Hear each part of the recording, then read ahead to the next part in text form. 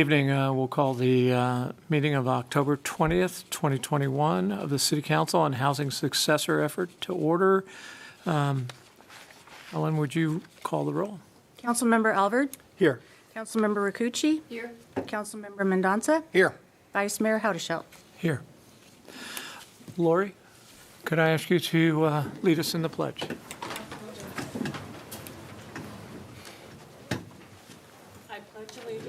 To the flag of the United States of America and to the republic for which it stands, one nation, under God, indivisible, with liberty and justice for all.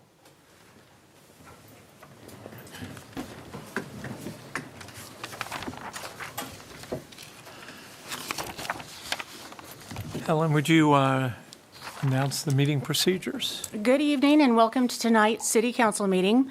If you've not already picked up an agenda, they are available at the end of the staff table over there. If you're here to speak to an item not on tonight's agenda, you may do so under public comment. 25 minutes is allocated for public comment with a 3-minute time limit per speaker. As a reminder, the Brown Act does not permit council to take action on issues or items not appearing on the agenda. If you wish to speak to an item that is on today's agenda, you must stay within a 5-minute time limit. Speaker time limits are monitored. When the light on the podium blinks red, you will be asked to conclude your comments. And if you do address council tonight, we would appreciate your name for the record. Thank you very much. We're going to start this evening with presentations, and our first presentation is from the Rockland. Phew, boy. There's going to be a lot of that tonight, okay? Let me just say, Roseville Chamber of Commerce.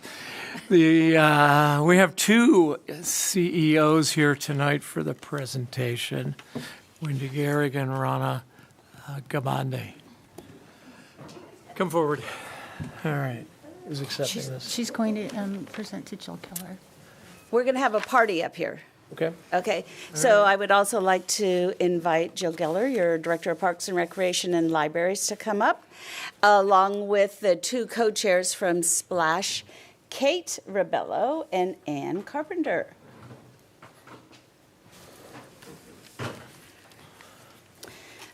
So we're all here tonight because we held a very successful splash event on Saturday, September 11th at the Roseville Aquatics Complex.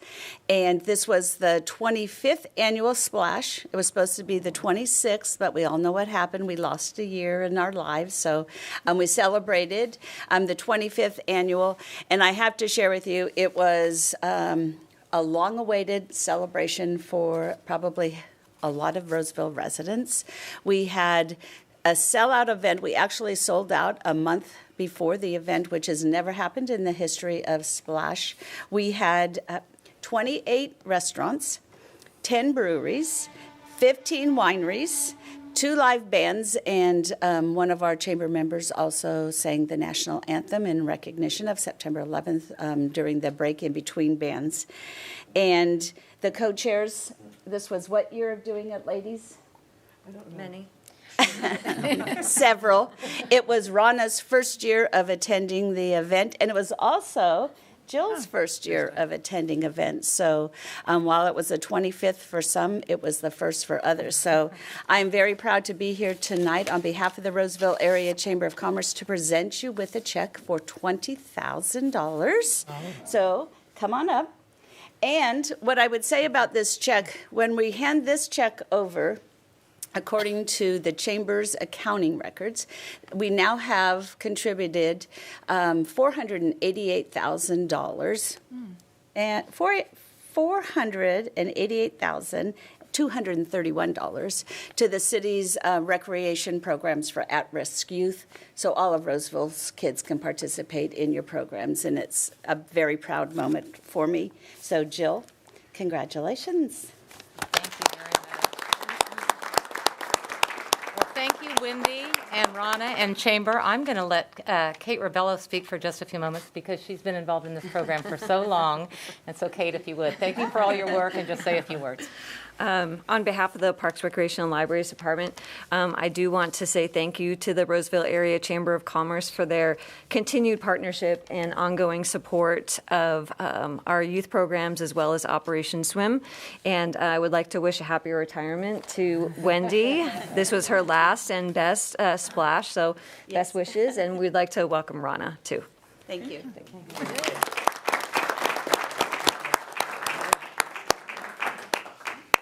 Right. Next, we'll have a presentation on renewable placer, and Eric will talk about the Waste Action Plan, provide an update on the Waste Action Plan. Yes, good evening. My name is Eric Otto. I'm the program manager with the Western Placer Waste Management Authority, and I want to thank your council this evening for allowing me to present to you and present this very important project. I believe we have a PowerPoint. There we go. So if I can get the first slide, please. So as some of you may know, the authority was formed in the late 70s between the cities of Lincoln, Rockland, Roseville, and the county to manage solid waste on a regional basis. And over time, the authority's operation has evolved to include a materials recovery facility and a composting operation to assist the member agencies in complying with state recycling mandates. And this regional approach has worked extremely well over the last 40 years and has enabled the member agencies to meet and exceed the state's solid waste mandates while maintaining a stable, consistent rate structure. Next slide, please. However, over the past several years, a number of challenges have emerged that are having an impact on the solid waste industry generally and Placer County specifically. In response to climate change concerns, the state has established increasingly strict organic material diversion mandate targets, which target not only green and yard waste, but also food waste, lumber, textiles, and biosolids. At the same time that we're required to divert more materials from landfilling, global recycling markets are experiencing significant shifts that are impacting the economics of recycling. Finally, estimates of regional population growth over the next 30 years suggest a doubling of the population, and with it a commensurate increase in waste materials that must be managed. So these three issues, along with the limited available developed operational capacity at the site and the increasing urbanization of areas surrounding the authority's facility, pose significant challenges to continued operation of the authority's facility. Next slide, please. Fortunately, several years ago, the authority board took the bold action of initiating its master planning process to evaluate how to use its available resources and modify its facilities to ensure compliance with regulations, including the organics recovery mandates, providing sufficient capacity to accommodate future growth while also increasing facility diversion rates, maintaining local control, which will result in a more stable financial future, fostering and supporting a circular economy model, which will result in buyers of our recovered products being located immediately on or adjacent to the authority's property, and finally, continuing to evaluate and modify our operating methods to be the best neighbor we possibly can be. We've dubbed this process our Renewable Placer Waste Action Plan. Oh, they got ahead of me there. So while the Waste Action Plan is a long-term vision for the site, the authority has initiated several key steps towards realizing this vision. These steps include establishing a new MRF and landfill operating agreements and conducting the necessary environmental review to allow for other future developments. Late last year, the authority initiated a competitive procurement process for future facility operations, with the MRF operation being the most significant. A key element of the MRF process includes a requirement that the future MRF operator fully comply with the organics diversion mandates of SB 1383. They're also required to provide conceptual designs on how they would modify the facility to meet these important performance metrics. So 4 firms responded to our solicitation, and 2 were subsequently selected to refine their designs and cost estimates as part of a design competition. And at this point, I think it's worth noting the authority board, made a very significant decision here. And as some of you may know, we have a MRF operator that has been the only MRF operator at the facility for the last 25 years. They are not one of the future MRF operator candidates. So the board has made a pretty big decision on how we need to meet the challenges of the future. So we're nearing the end of this procurement process with the evaluation committee, which includes representatives of the cities, the county, and the authority, finishing up their scoring, and our board of directors visiting the proposer's operating facilities, so they can see how these entities operate their facilities and what kind of partner they would be for the authority and for the region. Based on this, staff anticipate making a recommendation to our board before the end of this calendar year. Next slide, please. So these two new operating agreements and the anticipated changes to the facility will serve as a bridge to the overall development of the authority's properties. The two concepts that we show up here on the slide are being evaluated in equal levels, part of the CEQA process in our EIR. Both of these concepts meet the authority's operational needs and differ primarily by the location of the operational elements. The green areas denoted on the slides represent the operational areas of the facility, such as the material recovery facility, the construction and demolition processing operation, composting, landfill, and public receiving operations. After identifying the necessary operational areas, significant portions of the authority's land holdings remained. It's these areas denoted in blue that the authority envisions potentially being utilized as part of public-private partnerships to develop compatible technologies to reuse materials recovered at the authority's facility. These areas can also be used to help test emerging technologies and to collaborate with colleges and universities to further research and development. So I would like to point out, again, both of these concepts we are evaluating at an equal level in the CEQA process. But recent court rulings suggest that in these types of situations, the lead agency identify a preferred project. And after doing some evaluation with our consultant, the authority has identified Plan Concept 1 as being the preferred option.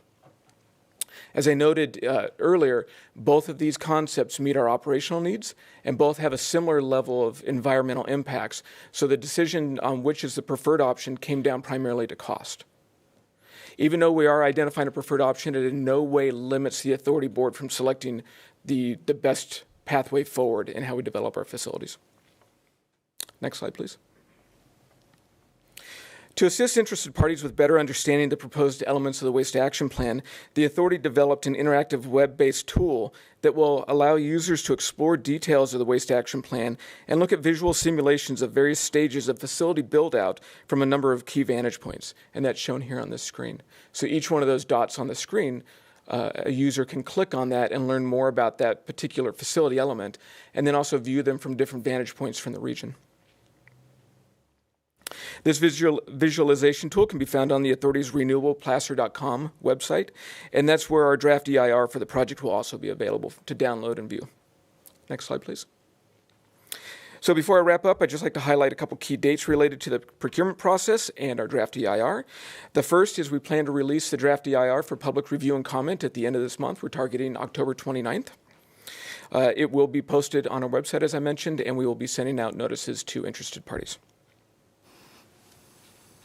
As I noted earlier, staff intend to present its recommendation regarding the next MRF and landfill operators to the authority board, and here we've denoted November 18th.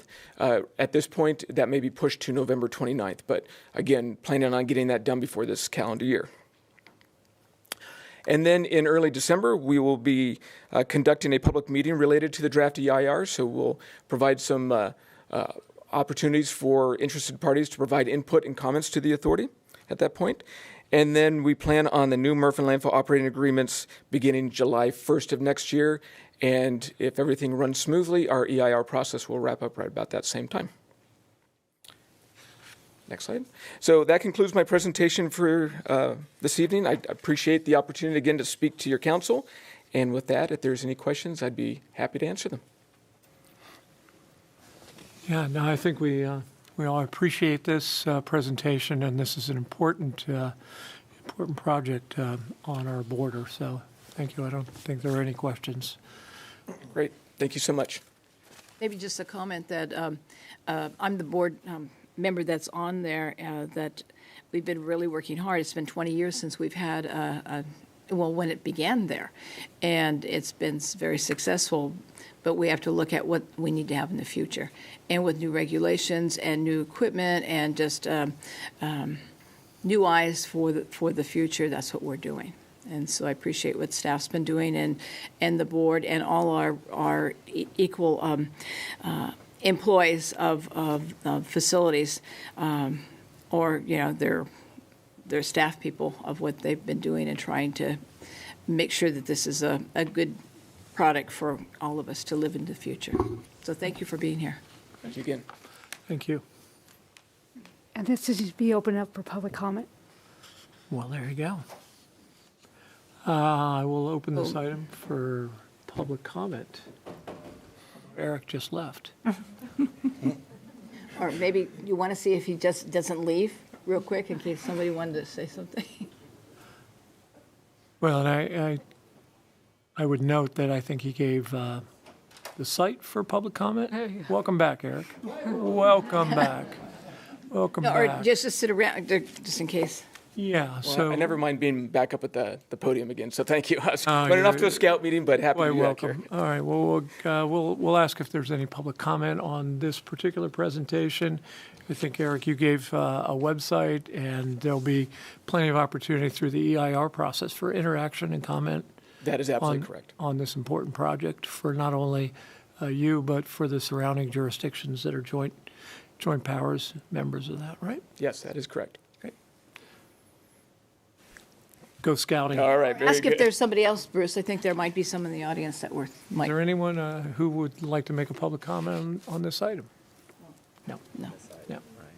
Okay, great. Thank you. Eric, Good night. thanks for coming back.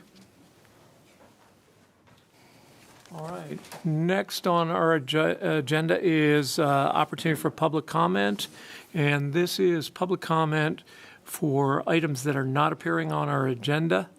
So I will open it up for anyone in the audience who wants to comment on a non-agenda item to come forward.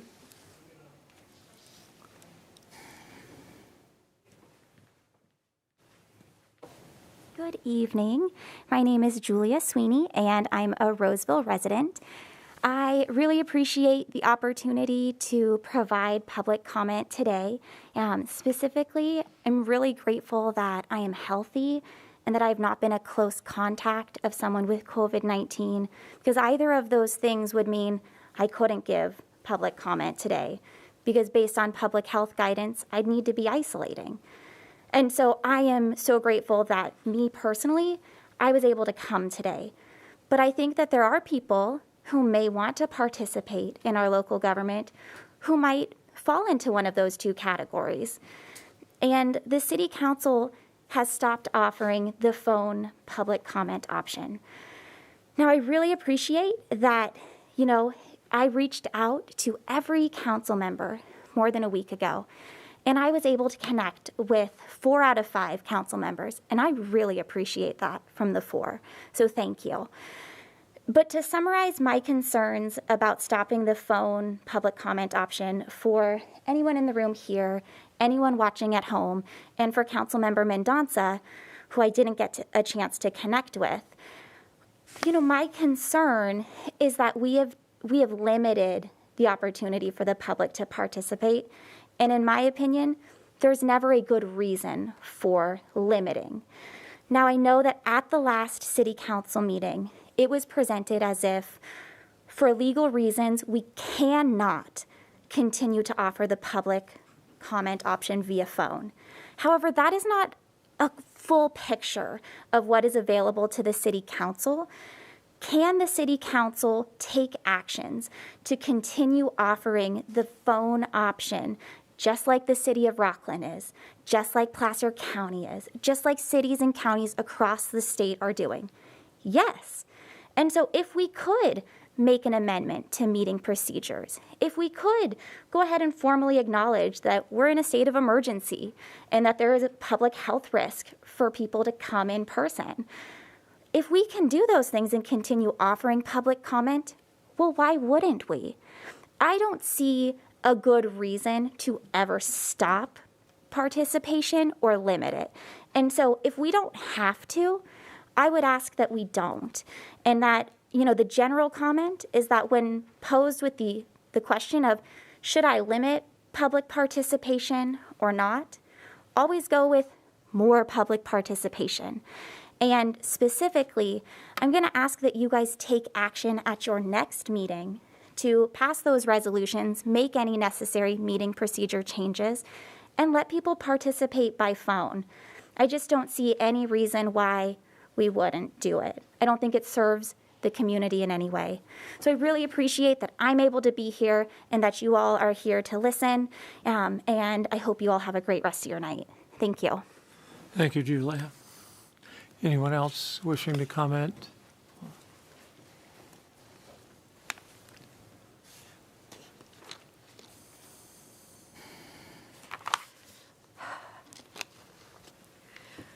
Good evening, Mayor, Council, and City staff.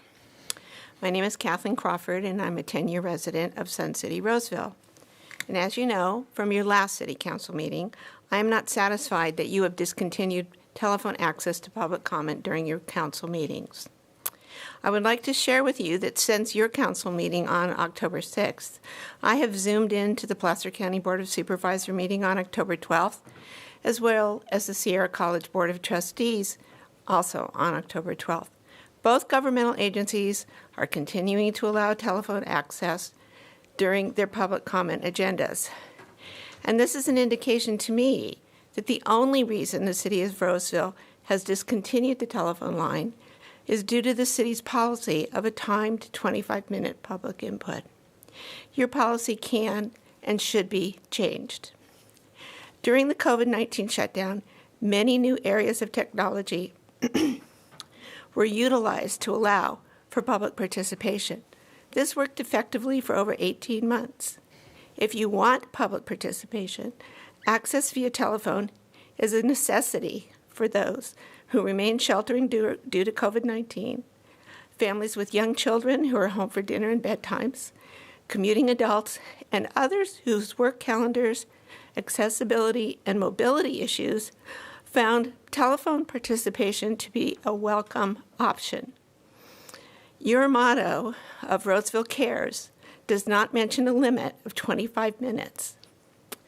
I would also point out that at the October 6th meeting, one item was allowed for telephone input because it had been advertised previously with the telephone number for public hearing.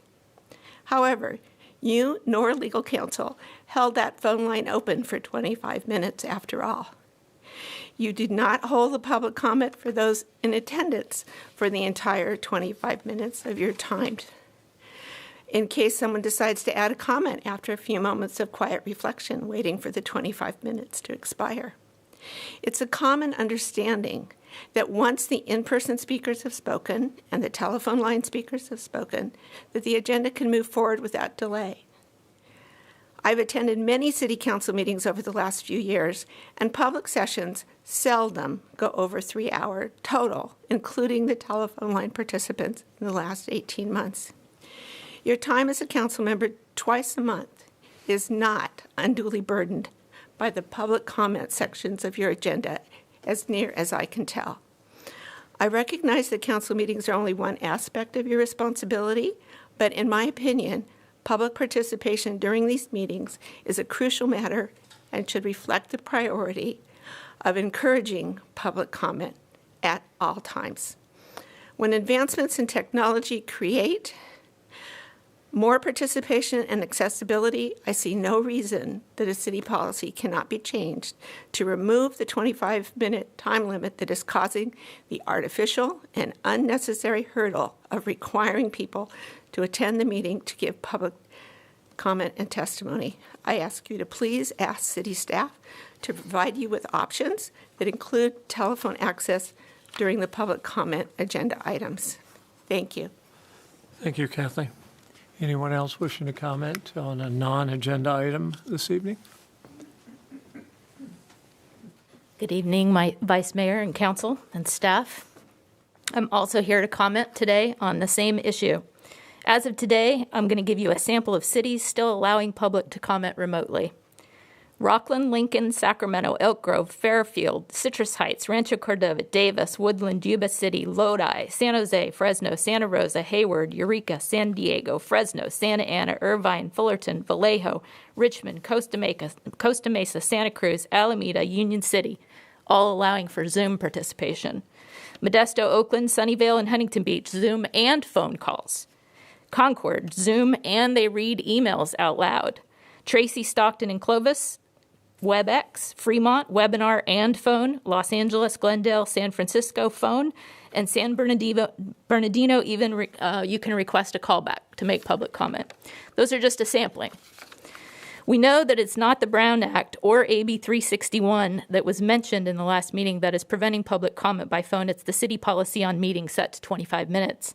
This has purposefully been capped at 25 minutes by the city because you're worried about an influx of public comments on certain topics. How often do you really have that many comments? And on really important topics that the community feels strongly about, do you really think that only hearing from 8 people at 3 minutes each out of 140,000 constituents is enough? Don't you want to know what your constituents think about a topic? What if you had 4 topics raised during public comments? That only leaves time for 2 public comments per topic. What if those 2 public comments are in favor of something and the people that are still waiting to comment are against it? You wouldn't know. They don't get to be heard? As I said last week, emailed comments don't get read aloud, so for those listening and deciding if they want to comment based on something said, they cannot. First, you should be making it easier for the public, your constituents, to participate, not harder. If you're concerned about who's calling in, staff can pre-screen the person's name and residence when they put us on hold.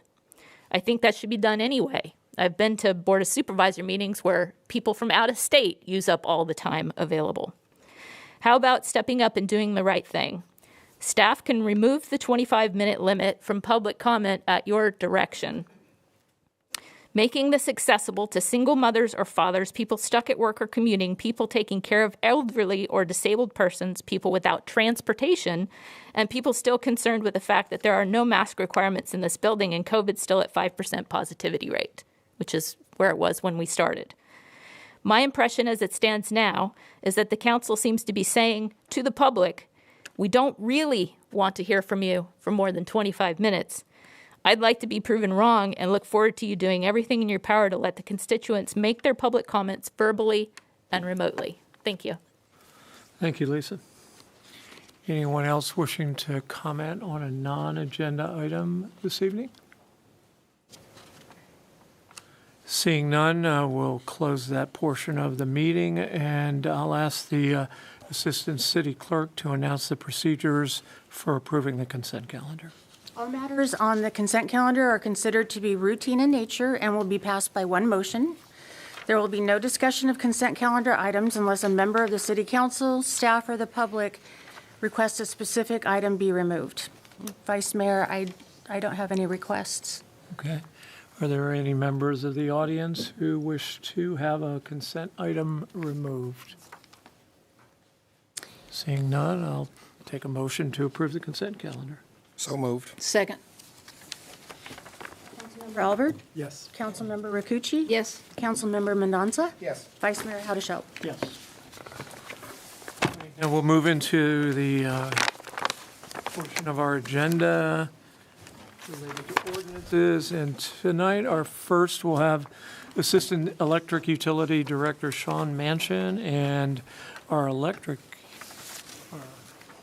retiring Electric Utility Director Michelle Bertolino give us a presentation on the Roseville electric rate proposal increase. Vice Mayor, council members, I am Michelle Bertolino, your Electric Utility Director, and we're here tonight to present to you a Roseville Electric Utility rate proposal. And tonight for the presentation, we have Sean Matcham, who is one of our Assistant Electric Utility Directors, and Eric Campbell, who is our Financial Administrator. Good evening, Vice Mayor, members of the council. We have a action item for the council's consideration this evening, and it relates to our recommended rate proposal, which is a proposal for us to raise rates for all our electric customers. This is an important initiative for us at the electric utility. It is the first time that we've raised rates on our customers in 7 years. Earlier this year, late July, early August, we provided council members with an informal briefing on the rate proposal. And at that time, we were just about to launch our public outreach to engage with the community, engage with our customers, and many of our key account business customers. Since that time, we've done a lot of outreach, and that has culminated with this recommendation to council this evening to further advance this proposal to raise our electric rates. We have a presentation that I'll kick off, and then Eric Campbell, our finance administrator, will also share in the presentation. Thank you. The first thing I want to note with respect to the proposal that we're advancing here this evening and we're seeking approval for is how this initiative aligns with our City Council goals, strategies, and the mission that we set forth for our electric utility. I won't read the City Council goals. You're certainly familiar with them. But this rate proposal, this process, the internal financial assessment that we undertake as a utility, the outreach to our customers, our community, what we bring forward to our commission and to this council is all core for us to deliver on that mission and to meet the strategy and goals set by this council. It is geared to ensure that we continue to position the utility in a place of financial strength and also maintain our competitive rates when compared to our neighboring utilities. It is a very important process for us, and it is core to delivering on our mission. The second item I'd like to note with respect to City Council oversight or guidance, in addition to the goals and strategies that we certainly are sensitive to, I want to note quickly our City Council rate policy. Number of things is noted here, and I won't go through them in detail, but the City Council previously approved a rate policy that really has provided guidance and informed us on how we set rates and we recommend rates for council for all our customers. A few themes that I think are important to note is we're a cost-based organization. We're a not-for-profit organization, and we want to make sure that we only charge our customers the cost to run the utility. Secondly, we want to make sure that as we look at all our customer classes, our businesses and residences, that we look at them fairly and we charge rates for those classes that really reflect how they use the system. And so City Council rate policy, a document, guidance that is provided through to us to really shape rates as we advance forward. And those policies have been considered as part of the proposal you'll hear more about tonight. The next thing I want to highlight, and this is the last thing I'll mention before turning it over to Eric, is really a comparison of our electric rates to our neighboring utilities, PG&E and Smud. This is an important message, I think, for our council to understand, for our community to understand, our residences and business customers. This is really a major part of the value proposition of being served here and being businesses and residents being here in Roseville. You'll note here in the center of this table, this provides a comparison of the average monthly bill for all of our customer classes to PG&E and Smud. You'll note in the middle here where it's the oval, you'll see our rates are 40 to 50% cheaper than PG&E rates and 7 to 17% cheaper than Smud rates. This is really a significant part of the value proposition for folks being in Roseville, us attracting business, retaining business in the community, and it's been a big part of the value proposition that we have worked with economic development on over the last several years to really tell the value for Roseville Electric. The item I'd like to note here before we get into the details of the proposal is this competitive advantage that we hold today, even with our rate case that we're proposing, there will be no meaningful changes to this competitive edge we have with our neighboring utilities. And that's important as we move forward. I mentioned earlier maintaining the financial health of the utility, but also maintaining our competitive advantage around our neighbors. And this competitive advantage will not change in a meaningful manner, even with the new rate proposal. So with that, I'll stop there and turn it over to Eric to take you through some of the details of the rate adjustments that we're recommending. Thank you, Sean. Eric Campbell, Roseville Electric, just for the record. This rate history, Sean mentioned earlier that we haven't had a rate increase or a proposed rate increase for 7 years. You have to go back all the way to 2014. July of 2014, we had a 2% increase. And we've been actually able to keep rates, flat since that point in time. We'll get into more detail later on in the presentation on the why, and how we've been able to keep rates flat and why we need an increase now. You can also see up there, we have noted increased usage rate and increased basic service charge. We're actually proposing a two-part increase. One is on the usage rate, which is the consumption-based piece of the rate. And then the other piece of the increase that's being proposed is on the basic service charge, and those are the fixed costs. So our proposed rates, we actually go through an extensive cost of service analysis to understand the revenue requirements to run the business and maintain our service levels. Sean mentioned earlier that we have a number of different customer groups. We have 5, residential, small commercial, medium commercial, large commercial, and industrial. And we look at what it costs to support each one of those groups as a customer, ensuring that one customer is not, subsidizing another. So let's get into more of the rate proposal as itself. So residential, we have 57,000 residential customers. In year 1 of the proposed rate increase, we're proposing a 2% increase on the usage rate. And again, that's the consumption piece. Another 2% in year 2 on the consumption piece. And then on the basic service charge, this is the fixed component. In year 1, we're proposing a $2 increase, and another $2 increase in year 2. So on the current basic service charge, they're currently paying $26 a month. The combined $4 increase will take the basic service charge to $30 a month.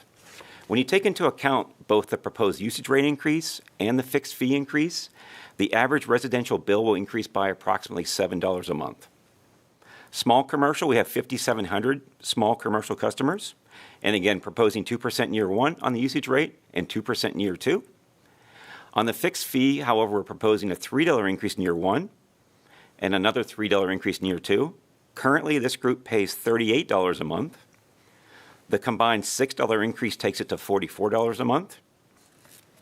When you take into account both the usage rate increase and the fixed fee increase, this group will see the average monthly bill increase by about $11 a month.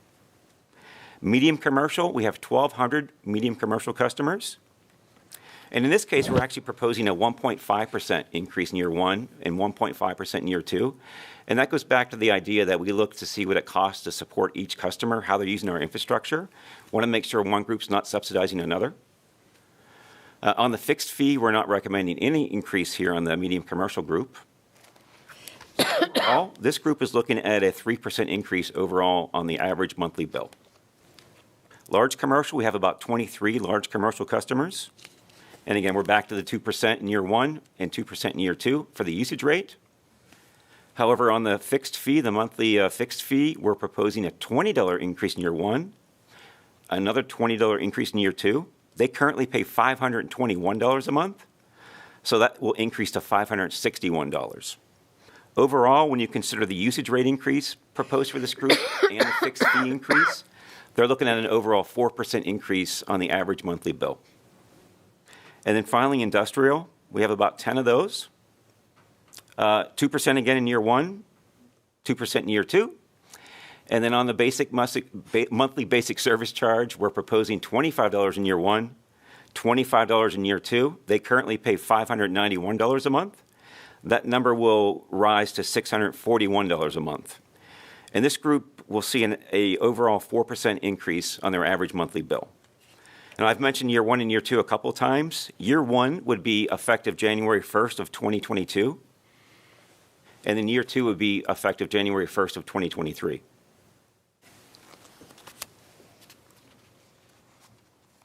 This slide gives you kind of an idea of the average customer bill impact. We talked about the differentials here, but I wanted to kind of give you a little more idea of like who's in these groups. Of course, I mentioned earlier residential is going to see an overall $7 increase per month on average, depending on usage. But small commercial, these are banks, credit unions, businesses of that size. They currently pay about $154 a month. Again, that's an average. And as I mentioned on the previous slide, that group will see about an $11 increase after the 2-year implementation, if approved. Medium commercial, this is Whole Foods, DMV. This building is a medium commercial customer. They're currently paying just north of $3,100 a month.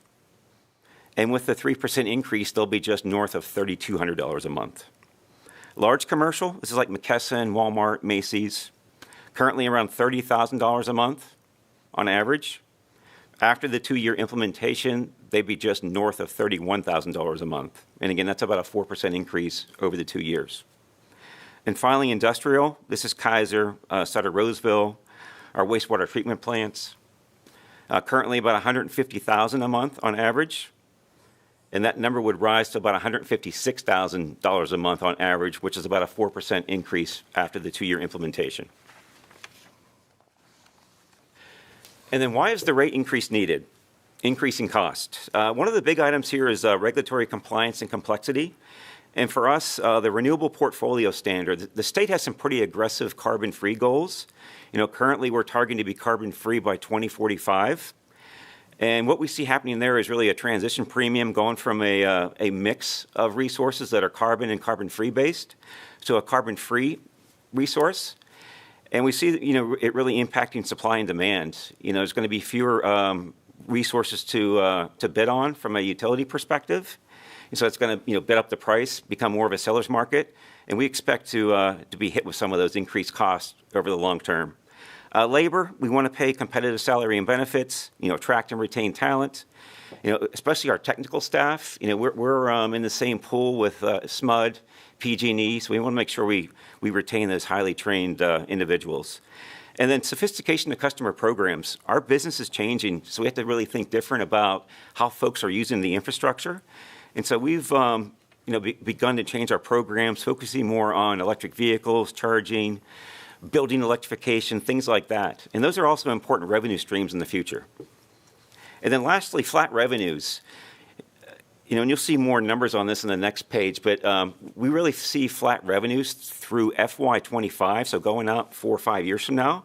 And that might not make sense since we're growing, adding 800,000 customers a year. But we're really seeing the impacts, or I guess the benefits of energy efficiency, LED light bulbs, smart thermostats. Customers are much more savvy today in terms of their energy use, and so they take a lot of actions to proactively reduce their consumption. Homes are much more efficient. Customer generation, solar, rooftop solar is another piece of this. And so customer load or consumption, we see it being flat, because of these reasons. These are things that we, encourage, we embrace them, but it has an impact on our cost structure. And so that's why you're seeing some of the recommendations with respect to the fixed fees in this recommendation as well. 5-year financial forecast. And again, these numbers here reflect our numbers as forecasted without the rate increase. And so I'm going to point your attention to that bottom row there, net cash flow, and in particular the middle column there, FY23. You can see at the bottom there, it shows a negative number of 10.5 million. Basically what that's saying is the revenue that we anticipate collecting in FY23 is going to be 10.5 million less than the expenses that we expect in that fiscal year. And then looking at FY24, you see that same dynamic. We're about 5.5 million upside down from a revenue versus expense standpoint. And then FY25, 6.8 million. Now moving on to the next slide. When we incorporate the proposed rate increases, those numbers improve dramatically. You can see FY23, it's still 5.9 million unfavorable, I'll say, but we have reserves to fund certain one-time capital projects in that year. But looking at FY24 and 25, you see those numbers are favorable. Next, actions to mitigate cost increases. One of the big items is our energy procurement program. We have a very mature hedging program, so we lock up energy prices as far out as 3 years from now. So we try to really make smart decisions within that space. Next, debt service and interest rates. No secret, interest rates have been low the past several years. We've taken advantage of those. We've been able to reduce our debt service by about $4.5 million. That's the equivalent of a 3% rate increase. So that's money we've been able to redeploy within the utility cost structure and not have to request it from our customers. And then lastly, cost discipline or culture of cost discipline. We run like a business. We take pride in that in the electric department. We're a forward-looking organization. We rely on the 5-year forecast that I alluded to earlier, so we're really making informed decisions in the present about the future, not overcommitting ourselves. And it's really worked for us, as evidenced by this is our first proposed rate increase in 7 years. Can I ask you about managing vacancies? Sure. I didn't hear you. Oh, my apologies. I skipped that. Managing vacancies, we run about 15 to 20 vacancies in any given year. And so during the budget planning process, we give those a hard look, whether or not we can keep them vacant throughout the year, how it might impact service level. And so that's something that we have in terms of a lever to manage our expenses, throughout the year. When positions come vacant during the year, we have the same scrutiny. Can we move forward without this position or not? And so we're very disciplined in terms of backfilling positions, only when necessary. Thank you. And then what happens if the proposed rate increase is not approved? And these are things that we would dial back, we would not eliminate. The first one here is reduced investment in electric system reliability. What does that mean? Earlier we talked about our rates, how we forecasted our cost structure. So these rates assume, a certain level of revenue to maintain service levels.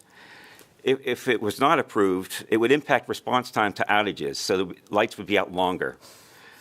We would do more reactive maintenance versus preventative maintenance. So reactive maintenance, waiting until the check engine light comes on versus changing oil on a proactive basis. Things of that nature. And then these things all converge to increase in the number of outages. It all kind of goes hand in hand. Next, legislative and regulatory outreach. We're tremendously impacted by legislative mandates and things like that to come down from the state. I mentioned the RPS earlier, the Renewable Portfolio Standard. So dialing back this investment could expose us to increased costs later on. Economic development, that's something we can dial back on, but it's very short-sighted. These are opportunities that we would forego in attracting businesses to our service territory. Customer programs, we would look at reprioritizing those. And then also erosion of utility financials. We've been able to navigate the last 7 years with no new money. We've really positioned ourselves in a strong, financial position. And we'd hate to see that erode because we believe a healthy utility is good for customers. And then community outreach. Next slide, please. This is one of the more exciting parts of the rate proposal process. Being a community-owned utility, customer engagement and participation is very important to us. Our customers are our shareholders, essentially. We kicked off our outreach process in early August. It went for about 5 weeks. We hosted 3 virtual public workshops. We had planned to do 2 of those in person, but with the COVID emergency, all 3 became virtual. We met with the Chamber, met with Sun City. A lot of great comments and questions there, a lot of great dialogue. It was actually in person. Met with Arcona, some of our larger customers like Kaiser, Sutter Roseville, TSI, and of course we had materials on our webpage and social media. And then what was the feedback? What were the themes? Very positive responses to the rate proposal. A lot of compliments on our service reliability, on cost. Many folks are aware, of their neighbors who have neighboring utilities, as their provider, and the difference in the bills, compared to a Roseville bill, versus our competitors. So a lot of compliments. It felt good to kind of hear that, and telling us we're doing all the right things. A lot of interest in a long-term energy planning, like where our energy is going to come from. Customers see a lot of things about wildfires and the threats of outages, blackouts, things like that. So there was a lot of concern around those types of things, and we were able to address those. And then this is our recommendation to City Council. We actually went to the PUC, the Public Utility Commission, back on September 28th, and they agreed to recommend approval of our proposal to the City Council. And then as a staff, we're also recommending City Council adopt an ordinance approving the amendments to Section 14.24 of the Muni Code to reflect Roseville Electric's utilities' recommended electric rate adjustments effective July of 2022 and January 23. And with that, I'll open it up for questions. All right. Pauline. I'm glad that you're here. I'm very appreciative of all the public output that you did, and that we've had 7 years without having to raise rates, especially at a legislative time that things change a lot. And you mentioned, legislative changes, but what's very difficult is sometimes the state will set a goal that's supposed to happen in 5 years, and then you're really close to that and getting close, and then they change that goalpost and move it out.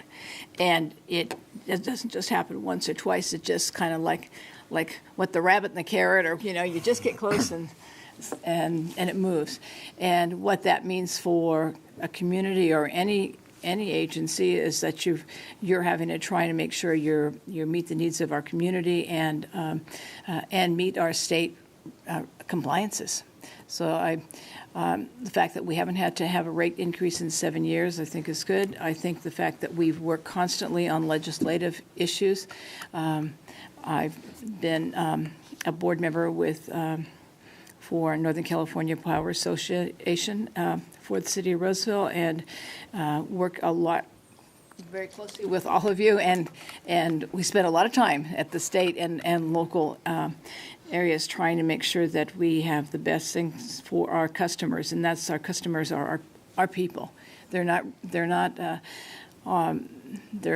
locals. They're not. Okay, I'm forgetting the word. They're not. Okay, it'll come. And okay, but there are local. There are residents. neighbors.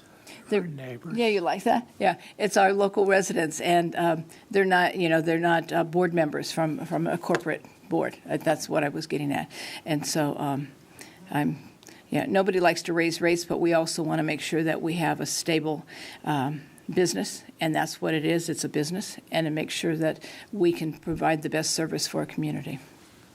Councilmember Mendoza, any questions? Just a comment. I agree with Councilwoman Rakucci. The fact that as a city that has our own utility, it makes us pretty unique within the region. Because our neighbors don't enjoy that luxury, and the fact that we haven't raised rates in 7 years, being that we manage our own infrastructure, we have our own power utilities, we have all of the burdens that a utility comes with, and we've taken that on as a city. It should be commended. The other thing to point out too is, I think it's worth noting that other jurisdictions and agencies tend to raise rates, on a regular basis, and don't really have I don't want to say have a justification, because I don't want to badmouth anybody, but it might not be for the right reasons. In this particular case, this particular rate increase, our hands are kind of tied on this. A lot of this is due to regulation and regulatory things that are imposed from a state level, and that's just not something that we can negotiate. We're bound by those particular things, and we have to abide by them. So, if we weren't overregulated here at the state level, this rate increase might not be necessary. But I think it's worth noting that a lot of this is not because us as a city isn't doing something right, or we're over-regulating ourselves. A lot of this is just unduly imposed upon us, like other utilities, and other utilities who raise rates frequently. When they have to do this to meet regulatory challenges, that the customers, it's not fair to those customers and those businesses. But somebody like Roseville, where we don't raise our rates regularly, some people might be alarmed, as to why we're raising them. But I think it goes back to what Councilwoman Rakucci said, and what was in your presentation, is that 7 years is a long span in the utility game. Especially with a lot of the green regulation and everything. And Vice Mayor Havishelt and myself were on the Law and Regulatory Committee, and we see a lot of these bills that come forward and a lot of this regulation that's coming down the pipeline in the next 10 to 20 years. And I would not be surprised if down the road we're going to have to adjust how we do business. But the fact that we're making these rate adjustments now, and the fact that we're looking forward and trying to mitigate that as a future burden, I think says a lot about us as a utility and a lot about us as a city. So I'm proud that we're doing that, trying to get ahead of the curve, because I think that all of us in this room, and especially in the utilities, know that this is just the first step in many in compliance with what we've got coming at us over the next 2 to 3 decades. So I want to thank you guys for your work. I've had the opportunity to meet with all of you, and it's just amazing what we do with what we have. And I know our customers and our businesses are thankful for that too. So thank you. Councilman Albert, any questions, comments? A question and then a couple of comments. The only concern we ever have with rate increases are the families or businesses that are at the fringe and are really struggling financially. And I just wonder if you could talk just a moment about some of the programs you have to help some of the families that are struggling. What do we do to help those ratepayers? It's a good question, and it's a question that we're sensitive to at the utility. We recognize rate increases hurt a subset of our customer base harder than others, and so we do place a priority on developing and delivering programs that can provide rate assistance. Over the last year and a half, particularly through COVID, but even before then, we roll out a number of programs that can help customers.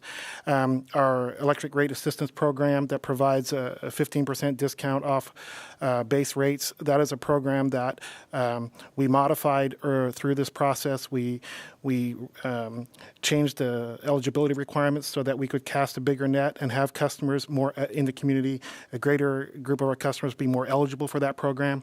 That program is a program that we changed here recently. We brought to council maybe a few months back. We're already seeing an increase in enrollment on that program. Even before making the changes to the eligibility requirements, we did a major campaign and pushed through the community at the beginning of COVID to reach customers that may need assistance through those customer programs as well. And then we also have our other medical rate assistance programs that are in place to help customers.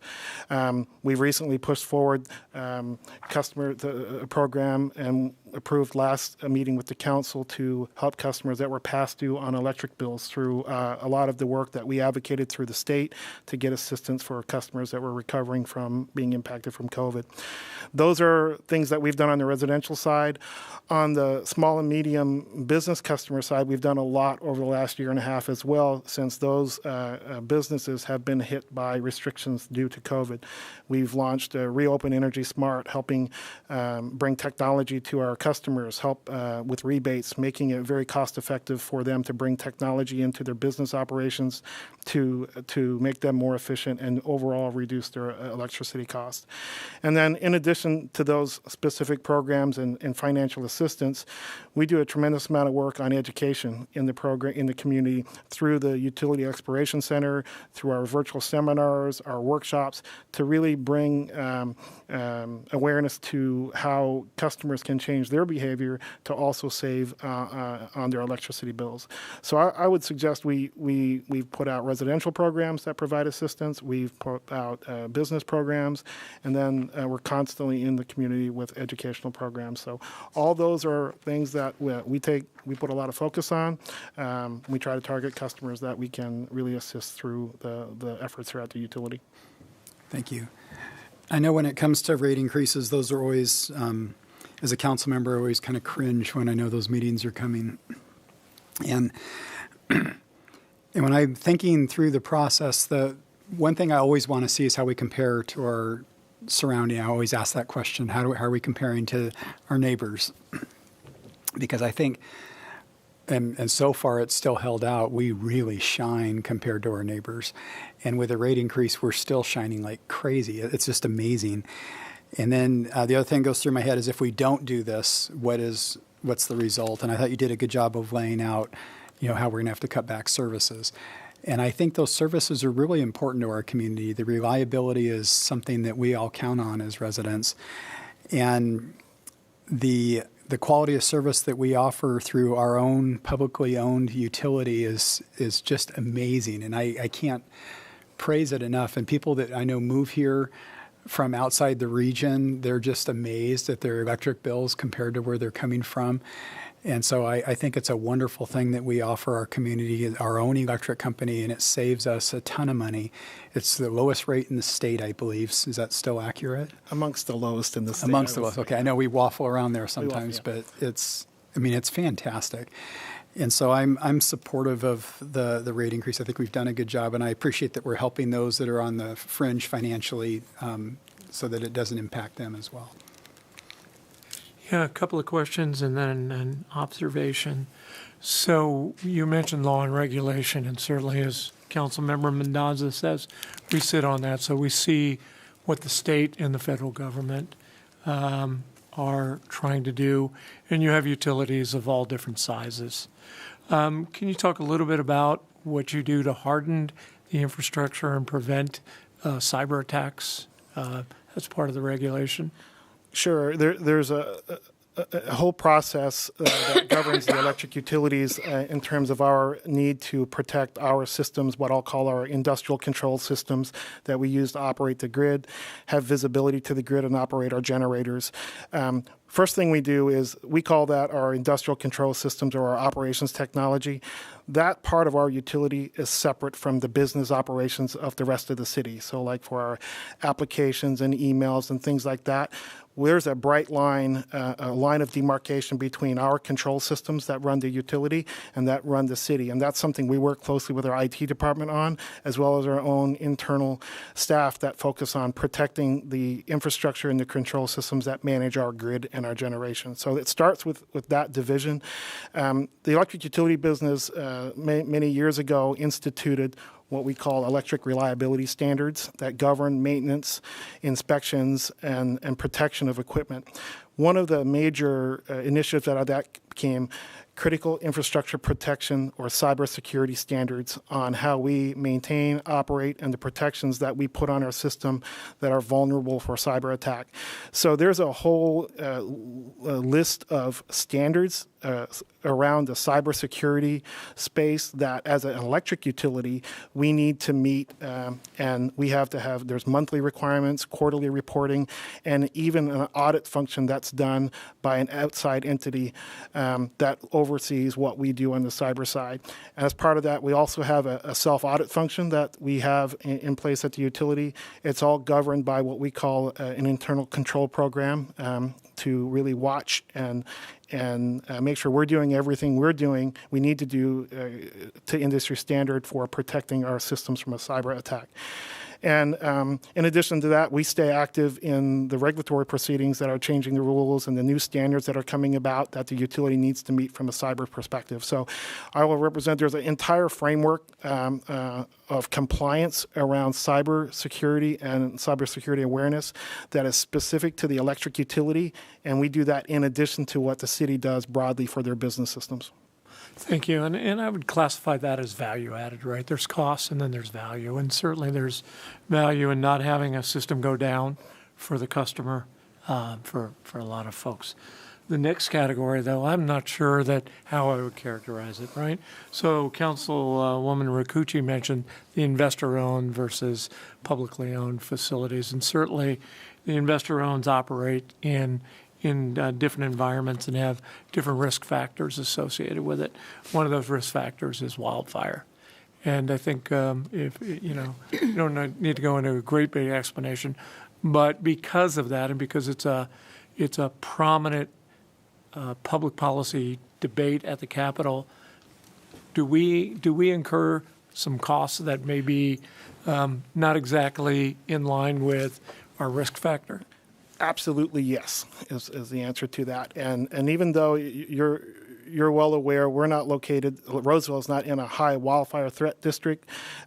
We have over 85% of our system is underground. And despite that, and despite the geographic footprint that we operate in, it not being a high risk to igniting wildfire, we're subject to many of the same rules the big IOUs are in terms of meeting compliance obligations and regulatory obligations for wildfire mitigation and prevention. For example, we have to prepare and develop a wildfire mitigation plan. We have to have an external consultant review it. We have to submit it to a regulatory agency to review. We have to take their comments and incorporate it and submit it again. On the administrative side of the regulatory requirements, there's that cost and that burden, and making sure that we spend time on it and we focus on it and we have expertise from the outside we pay to support us on that. So there's that staff function to just keep up with the regulations and meet the requirements. In addition to that, there's what I would call more harder costs that we're incurring, and we still have tree trimming exercises and activities that we do here in the city on that other 15% of our system, and we're in the same pool as PG&E and Smud and Edison to go and buy and contract for those tree trimming services. And one of the things that Eric didn't mention in the presentation is we saw our tree trimming costs go from $500,000, I think it was a year, to $1.5 million annually. And to your point, are we incurring costs that are not symmetrical to our risk? Absolutely, and that's a good example because we're in the market competing for services that the other utilities are also, and it's really raised the cost on those type of operations and maintenance or maintenance activities. You led to right to my next question, Eric. You mentioned vacancies. I remember when I went out on a tour, PG&E needs and other investor-owned utilities need a lot of manpower. Are we competitive, or are we losing folks to other utilities? Periodically. It's a life choice, choosing a community like Roseville versus PG&E service territory. Attracting and retaining talent is going to be a difficulty. And I would also say PG&E pays bonuses and things like that to lure folks away. That's somewhat difficult. It's a battle, I would say, that we're breaking even on. Great. No, thanks. I would just add to that. We've had great success with developing and bringing along technical staff and developing our own through our apprentice program. When you look at some of our field crews, it is really, we've tried to target folks in our solicitations and recruitments that would be successful here in Roseville and have a desire to stay here in Roseville. And our line crews in particular have such a great reputation in our industry through the work that we do through mutual aid and the work with other utilities. And we recently went through a recruitment to start up our apprentice program on our line positions, and there were hundreds of candidates that applied and went through the screening process in our field. And that was pretty rewarding to see. As Eric mentioned, it can be a challenging environment for us to recruit and retain, but the team at Roseville, particularly our field operations, have such a great reputation in the industry, and they have a great culture and camaraderie in the utility that we've had success here in getting good people on and getting them to stay so far. Great, thanks very much. Now I'll open it up for public comment. Any members of the public wish to comment on the presentation and the proposal before us tonight? Seeing none, and I'll close public comment. And before the council has its deliberations, Utility Director Bertolino, do you have anything else to add to the excellent presentation? No, I do not. What's that? No, I do not. Thanks. I just wanted to give you that opportunity in case. Thank you. Yeah. So any final comments or questions or? No. All right. Then the motion is to introduce for first reading an ordinance of the Council of the City of Roseville amending sections 14.24.040, 14.24.050, 14.24.051, and 14.24.055 of Chapter 14.24 of Title 14 of the Roseville Municipal Code regarding electrical energy. May I have a motion? So moved. Second. Councilmember Albert? Yes. Councilmember Rakucci? Yes. Councilmember Mendonça? Yes. Vice Mayor Havishaw? Yes. Thank you very much. Excellent presentation. Thank you. Next, something near and dear to my heart, I think all of our hearts. We'll get a presentation from our Environmental Utilities Director, Richard Plecker, and Senior Engineer Janice Gainey on aquifer storage and recovery wells 9 and 18. Good evening. George is here. George is here. It says Janice, there's not a Janice. We did a change for you. Swapped out George for Janice. Okay. Good evening, Vice Mayor Havishaw and members of the council. I'm Rich Plecker. I'm your Environmental Utilities Director. This evening, we had for approval is the aquifer storage and recovery wells number 9 and 18, Westbrook and Solaire, what ordinarily might be a consent calendar item. Given the situation we're in, the drought and all, thought it probably best to talk about these facilities, maybe go into a little bit more discussion of where they're at, how they're intended to function, all of that stuff. So we have a PowerPoint. And on the next page, just kind of talk a little bit about maybe a little bit more visibility into the actions of EU. What do we do actually in EU? Well, tonight, backing up, tonight's actions are explicit approvals related to facility designs, financing, and construction. We see that stuff all the time. I wanted to share a little bit more about, how do these design projects, how do these facilities come to be? Let it be said that individual facilities like wells, they fit within a broader program of actions that are really designed to accomplish an objective that the city has. So that's really about planning. And the planning scenarios that we look at are numerous. There's a number of different scenarios we look at. And from that scenario planning, we try to decide which projects best fit the multiple objectives within that planning scenario. So this particular action this evening, these wells, they fit into this water supply program. You've heard us talk about the water supply portfolio before, Folsom Lake portfolio, Placer County Water Agency, or groundwater action. So this is an increment of that. These are all addressed or intended to address current and long-term needs, and they're useful across multiple aspects of the utilities. I should also say at a department level, we have similar types of programs or objectives that we're accomplishing in both solid waste and wastewater. So these programs are nothing unusual. So hopefully that makes some sense. And the last thing I'll say is that just think of this. Our overall strategy in Roseville drives what we plan for. What we plan for drives what we design, and what we design drives what we build. So it's kind of a top-down sort of discussion of where we're at. Sean's with us here this evening to talk about that program of activities since that falls on his plate. He's an assistant director of water, as you all know. And then George sort of heads up our technical services group, and so his group designs all of these facilities and gets to hear me yelling about things being too late. I want those wells built this year, not next year, all that kind of stuff. So you'll get a little bit from each of us this evening. With that, Sean? All right.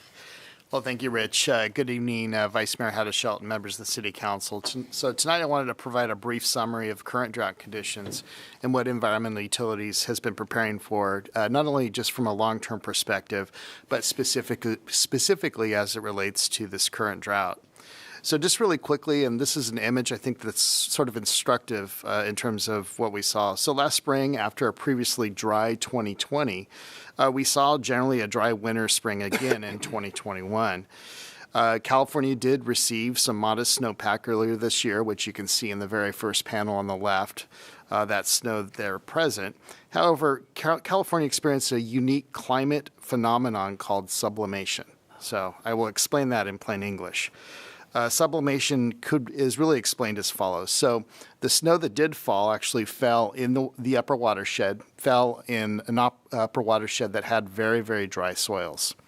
So on top of that factor is you also had a very dry winter, generally speaking, that was also very warm. And so normally in these types of conditions, you have snowfall that has some underlying moisture to the soil.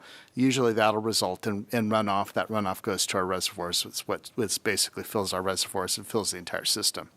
So in this case, what we saw is that essentially with those warm temperatures, you had that snowpack essentially either evaporate, but also actually absorbed into the dry watershed and actually never made its way in terms of the actual runoff that many of the forecasters projected. So it was quite a surprise. It was quite a phenomenon.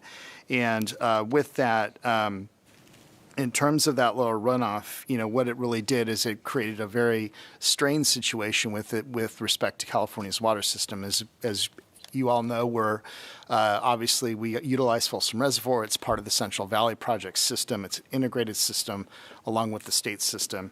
And so obviously now we're seeing those impacts in our backyard with Folsom Reservoir with low lake levels. So the big question is, and I know many people want to know this question, is what will we see in the coming winter with snow, rain, and runoff? And really nobody knows quite yet the answer to that question. So the next slide really is just what the weather predictions are looking like in the coming months. And this is a slide that basically shows the National Weather Prediction Center. And what they do in this particular slide is they provide a 3-month outlook. This particular one actually shows temperature outlook for the months of October, November, and December. And so as you can see, what they're seeing sort of out based on their tools is essentially higher temperatures for the next coming months. And next slide actually shows what they're predicting in terms of actual precipitation. So right now what we have is we have a La Nina pattern that's actually set up in the Pacific Ocean. And historically, what that means is typically we can see wetter weather in the Pacific Northwest during these La Nina events.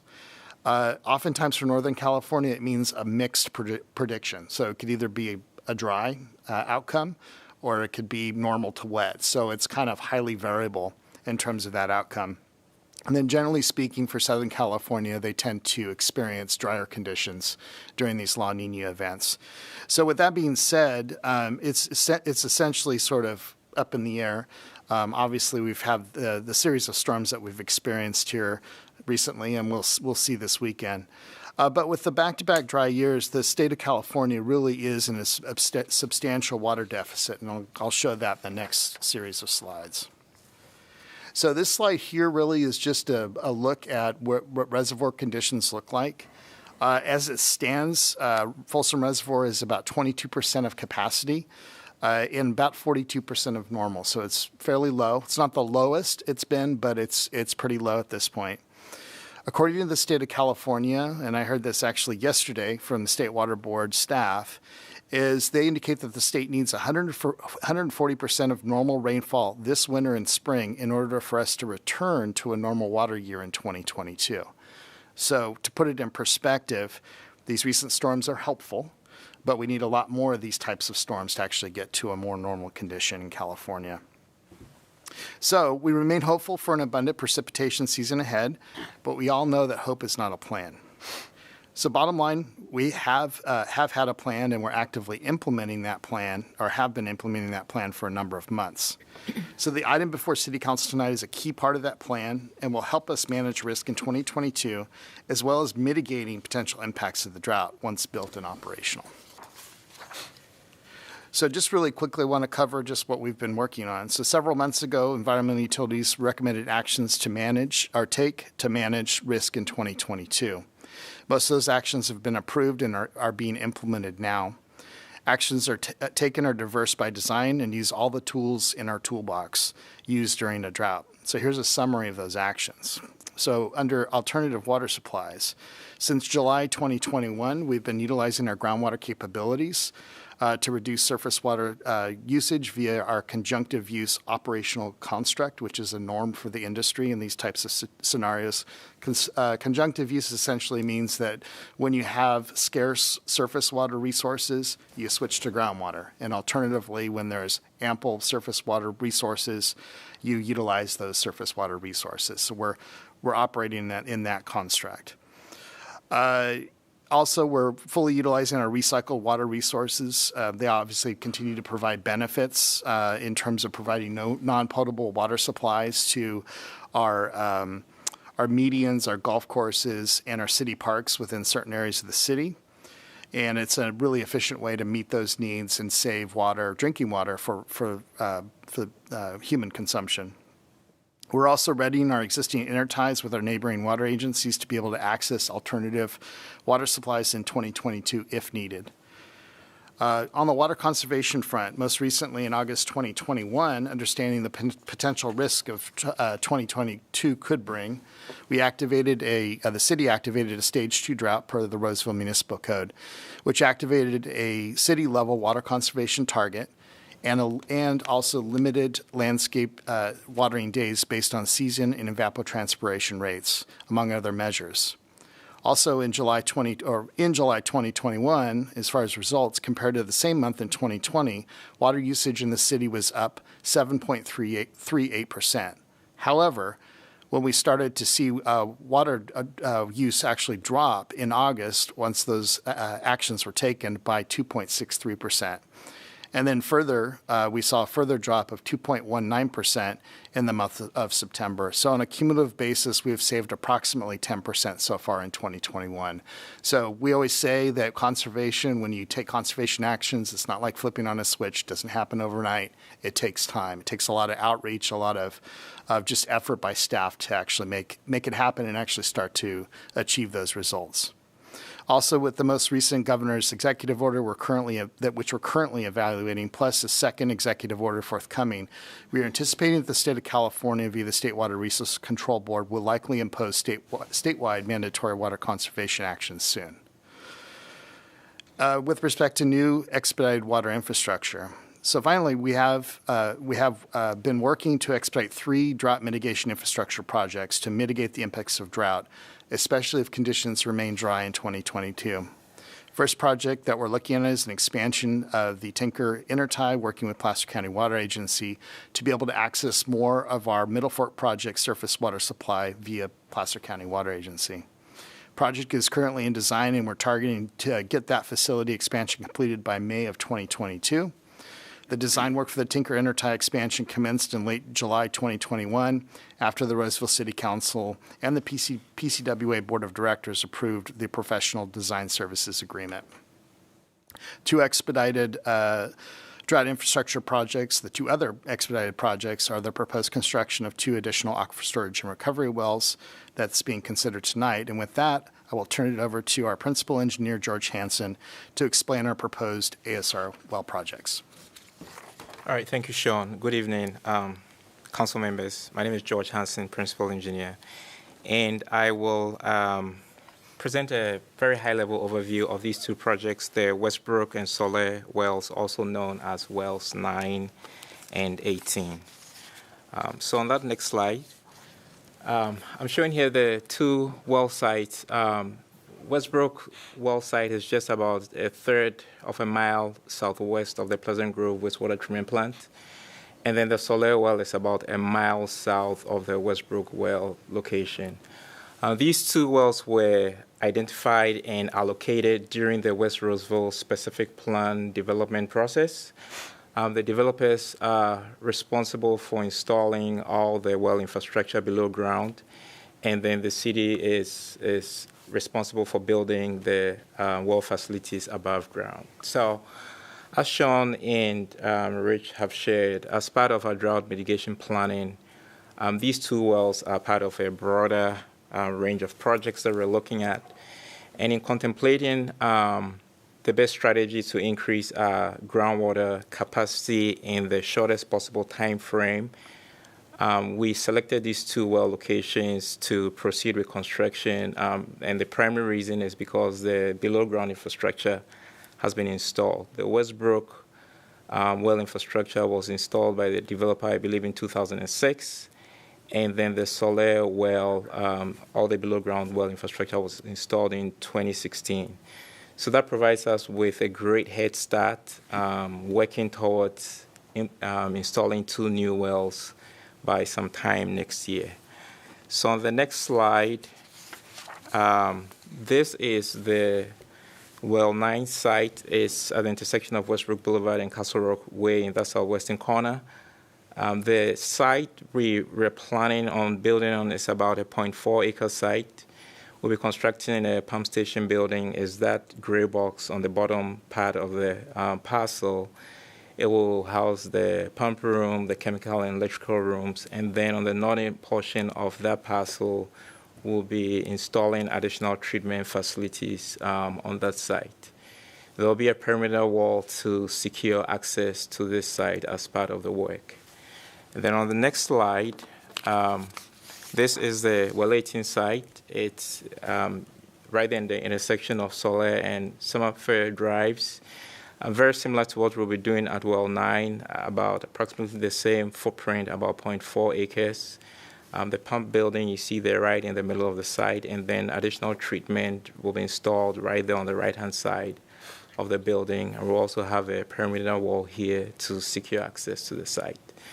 So once these 2 wells are completed, we'll be adding approximately 6 MGD to our water supply portfolio, as Sean has mentioned, there will be critical assets to assist with drought mitigation planning, but also for the long term, they will be part of the strategy to continue to increase the reliability of our water supply system. On the next slide, so construction work just in general will involve grading and paving of the sites, constructing the 2 pump station buildings, 2,500 square foot buildings, installing the pumping and treatment equipment, bringing power to the site, working with Roseville Electric. The schedule is difficult to predict. The contractor is standing by ready to kick off work once we give them the green light. But A project of this size and scope typically takes about 18 months plus to complete. Our goal is to complete it in about half of that time. So that's a really aggressive schedule. And plus, I'm sure you've all heard about the supply chain interruptions that are also significantly prolonging procurement lead time. So that gives an added level of complexity to that. But the project team is fully committed to delivering in the shortest possible time that we can, and we'll be working and moving as fast and as hard as we can.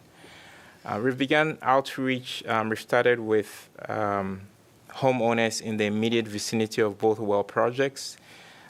Essentially just a courtesy call sharing what the plan is about our intentions to begin work, kind of what the scope of the work will be, giving them a heads up. Usually construction projects, we all understand that there are impacts that they bring to the community, and we are aware that this is no different. So we've begun proactively working out a plan. We'll be working with a contractor to try and mitigate those impacts. We'll be monitoring noise levels, making adjustments to protocols, making adjustments to activities the best we can to help mitigate those impacts. The construction costs are just under $16 million, $15.97 million for both wells. That includes the 10% contingency for any construction change orders. So on that last slide, the recommendations to the council from EU staff is to approve the construction agreement with Urban Constructors for $14.52 million and adopt a resolution authorizing the city manager to execute the agreement.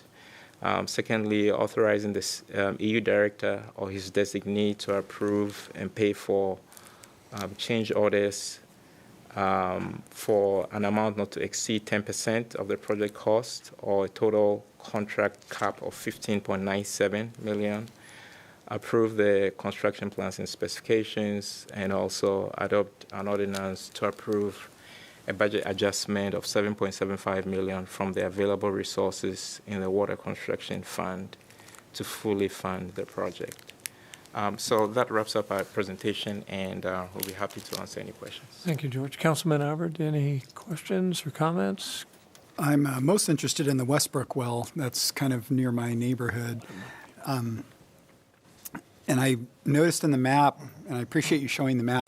So there will be no motors. It will just be water that you hear and valves opening and closing.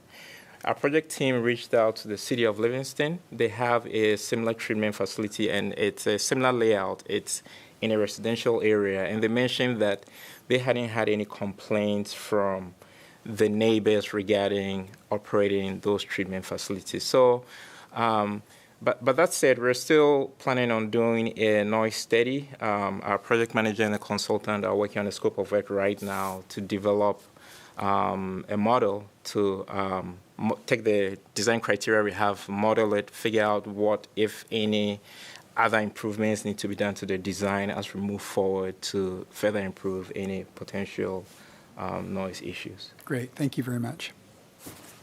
Councilmember Rakucci? Just a couple. Right now we have 6 conjunctive use wells that are functioning, correct? And I've always known that we were looking to make 12. I just, when one is called number 18 and something else I was just trying to figure out, what's our total going to be, or you're picking ones that are fit in the system and work well. But so clarify what. Is number 6 really a number 18, and then we'll get a 6 later, and So we will go through and do a renaming of the well convention. We started with numbers, we have names, and there's a hybrid, and eventually we'll clean that up as we go forward. But to answer your question, currently we have 6 wells. Mm-hmm. There's one of them that's slated to be decommissioned. It's run its useful life. It was installed in the 1950s. That's well 4, I believe. And then as we go through the process, we're adding these 2 wells. we went through a project, I believe it was early last year, and we essentially went out investigating, I believe it was 8 or 10 sites. We installed monitoring wells to figure out where we could site additional wells as part of the long-term plan. The long-term plan, I believe, is to be at 12 wells through build-out to support the city through build-out. So we're working through that process. It's a phased approach. Once we finish these 2 wells, we'll be moving on to the next set of 2, and we'll be continuing to add wells as we move through the years coming up. Okay, so when I see an 18, we're still looking for 12 until we really are looking for an 18. Okay, that's kind of that was my question.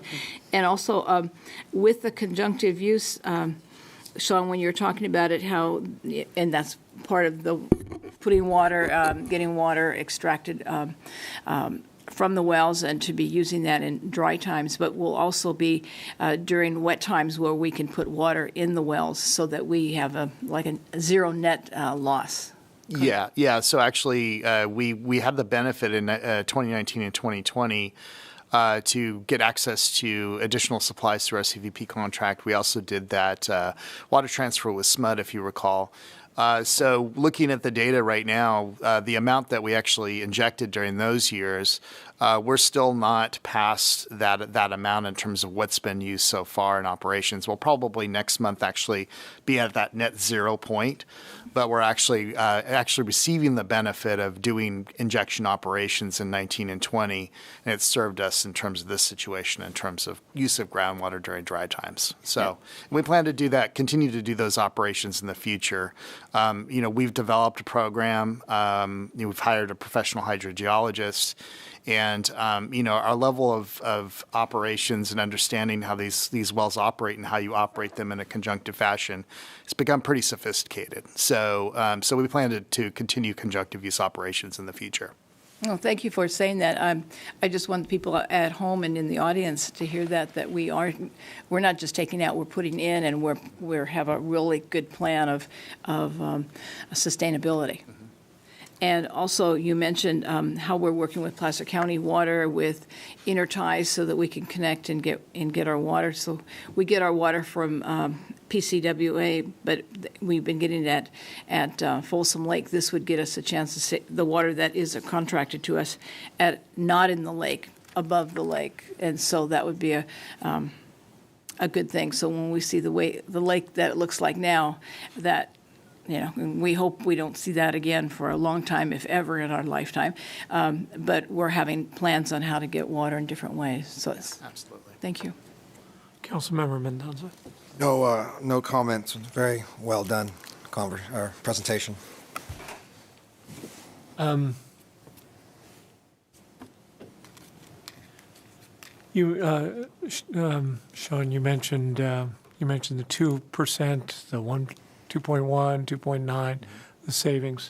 Can you talk a little bit about how we've become more water efficient since the last time? Because that 2% is off of a different number, correct? Yeah, and this is a challenge actually statewide. So in 2014, 2015, that was also a severe drought. Probably not as severe as this one, but definitely challenging. Statewide, many of the water agencies and their customer base had actually taken water conservation actions that actually translated into long-term water efficient habits, sort of hardened habits. We also have technology. The course of time, technology increases the ability to make homes and businesses more water efficient. Through both of those aspects, what you're seeing is really a baseline of a fairly water efficient customer base within the city of Roseville. So one of the challenges is that we're asking customers to do additional measures. And there's definitely opportunities out there to become more water efficient. I wouldn't say there isn't. But we do often have customers that will call us and say, hey, I've done everything I could possibly do. And, what we do with those customers is we say, hey, thank you for what you're doing. Keep it up. But we also understand there are limitations to how much folks, in some cases, that have already done everything they can to be efficient.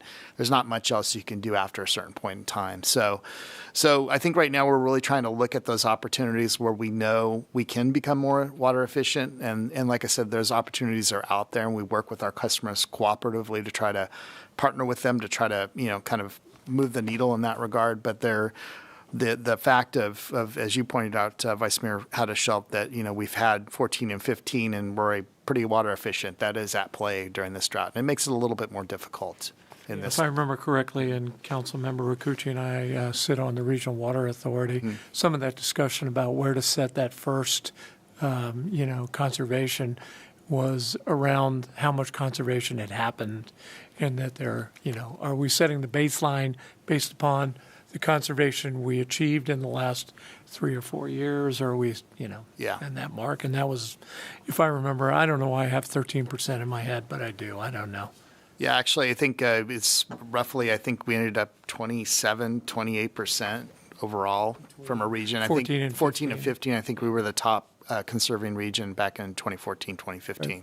Yeah. George, I was really pleased to hear about the outreach, and I share Councilman Alvord's, concern about ongoing outreach.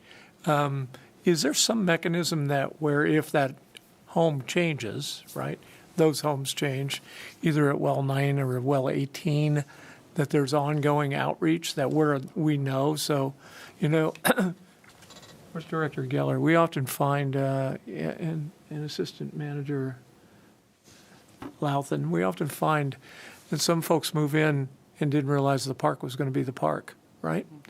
I just wanted to make sure that there's some revisiting of those so we can ensure that if there's new homeowners that weren't communicated with early on, that it happens again.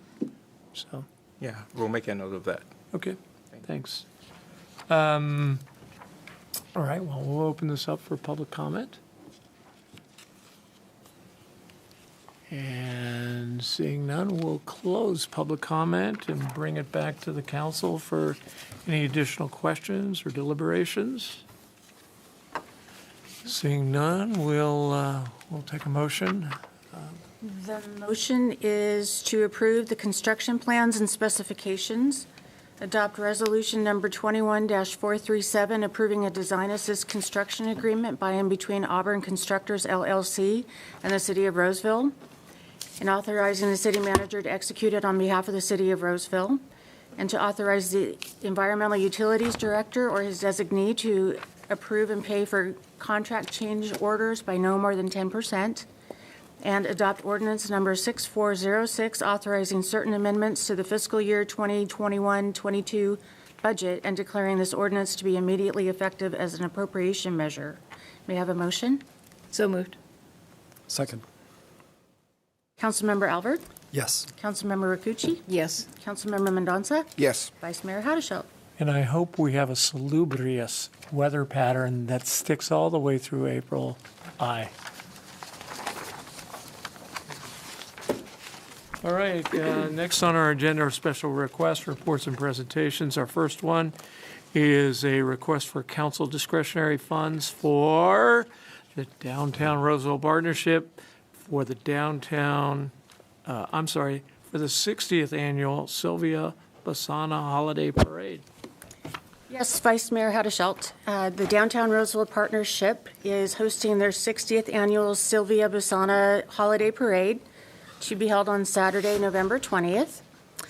The request for $2,000 in sponsorship is to cover, my slide says to cover the cost of the general operations, but it's actually to cover just a portion of the cost. The entire cost is estimated to be about $12,000.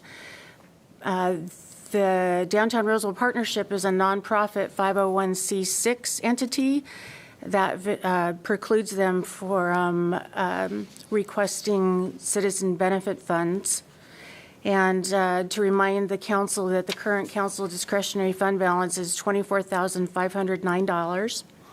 And Parade Director Stephanie Hill is here if you have any questions. Great. First of all, are there any comments or questions from the council? No questions. All right, well, then I'll open it up for public comment. Stephanie, did you want to?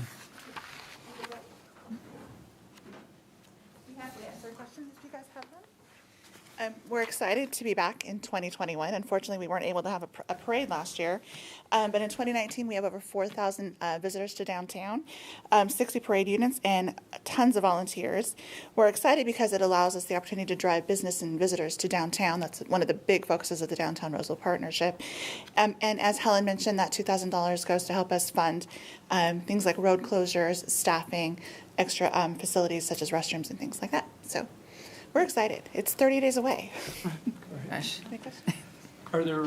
Okay, thank you. Are there anyone else who would like to make public comment on this item? If not, I'll close the public comment. Bring it back to the council for the pleasure of the council. Any other additional questions or deliberation?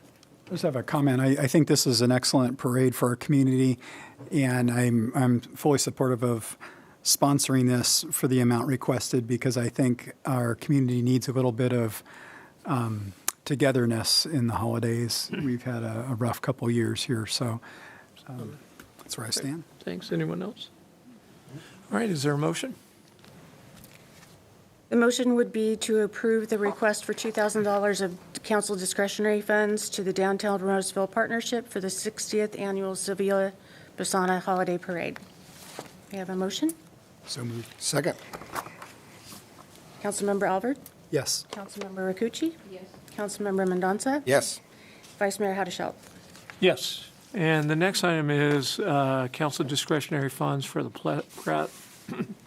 Plaza Breast Cancer Foundation. Because I'm a board member on the Plaza Breast Cancer Foundation, I have a conflict of interest and will need to leave the dais. And Councilmember Rakucci will handle this item. Okay. It'll take you, by the time you just walk to the door, it'll be almost over. You know that? Okay, thank you, Bruce. Okay, before us, we have the discretionary funds. We're looking here for Plaza Breast Cancer Foundation. Council, do you have any questions or thoughts? Okay. And then do we have somebody representative of the... Oh, all right. Do you want to come up? Hi. I'm the executive director of the Plaza Breast Cancer Foundation. Unfortunately, the board member who was going to present got called out of town unexpectedly with a family emergency. So I'm here to talk a little bit about our Paint Plaster Pink campaign. It's our second year. Last year during the pandemic, we had to cancel all of our fundraising activities. So we developed a different plan, A, to raise funds, and B, to start working with some of our partners locally who have given to us and give back to them. So we've been working with local restaurants, businesses, retail establishments, and exercise facility areas in order to put together a program, Paint Plaster Pink. So an example is 105 Noshery. They do a dine and donate event for us a couple weeks ago. It was fantastic. Yoga 6 is a new business in town. They're doing a fundraiser for us as well. And really this money we're asking for is a sponsorship level of $2,000 to help us just offset some of those costs moving forward. We kicked off the whole event with our Hot Pink Fun Run at the end of September, which was fantastic. We have over 450 runners, which was great coming back after the pandemic. I know many of you guys attended and were there, and it was a fantastic event. So happy to answer any questions. Do you have any questions for her? Great. Thank you. Thank you. Anyone in the audience would like to ask any questions about the breast cancer discretionary funds? No? And council has no more questions? Okay, our city clerk, could you read the motion, please? That would be to approve the request for $2,000 of council discretionary funds for the Plaza Breast Cancer Foundation's second annual Paint Plaster Pink campaign. May I have a motion? So moved. Second. Councilmember Albert? Yes. Councilmember Rakucci? Yes. Councilmember Mendonça? Yes. And that's it. Thank you. Thank you, Stephanie. Thank you.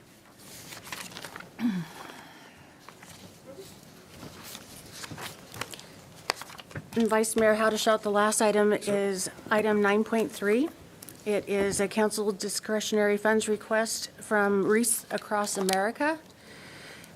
They're celebrating National Wreaths Across America Day on December 18th this year.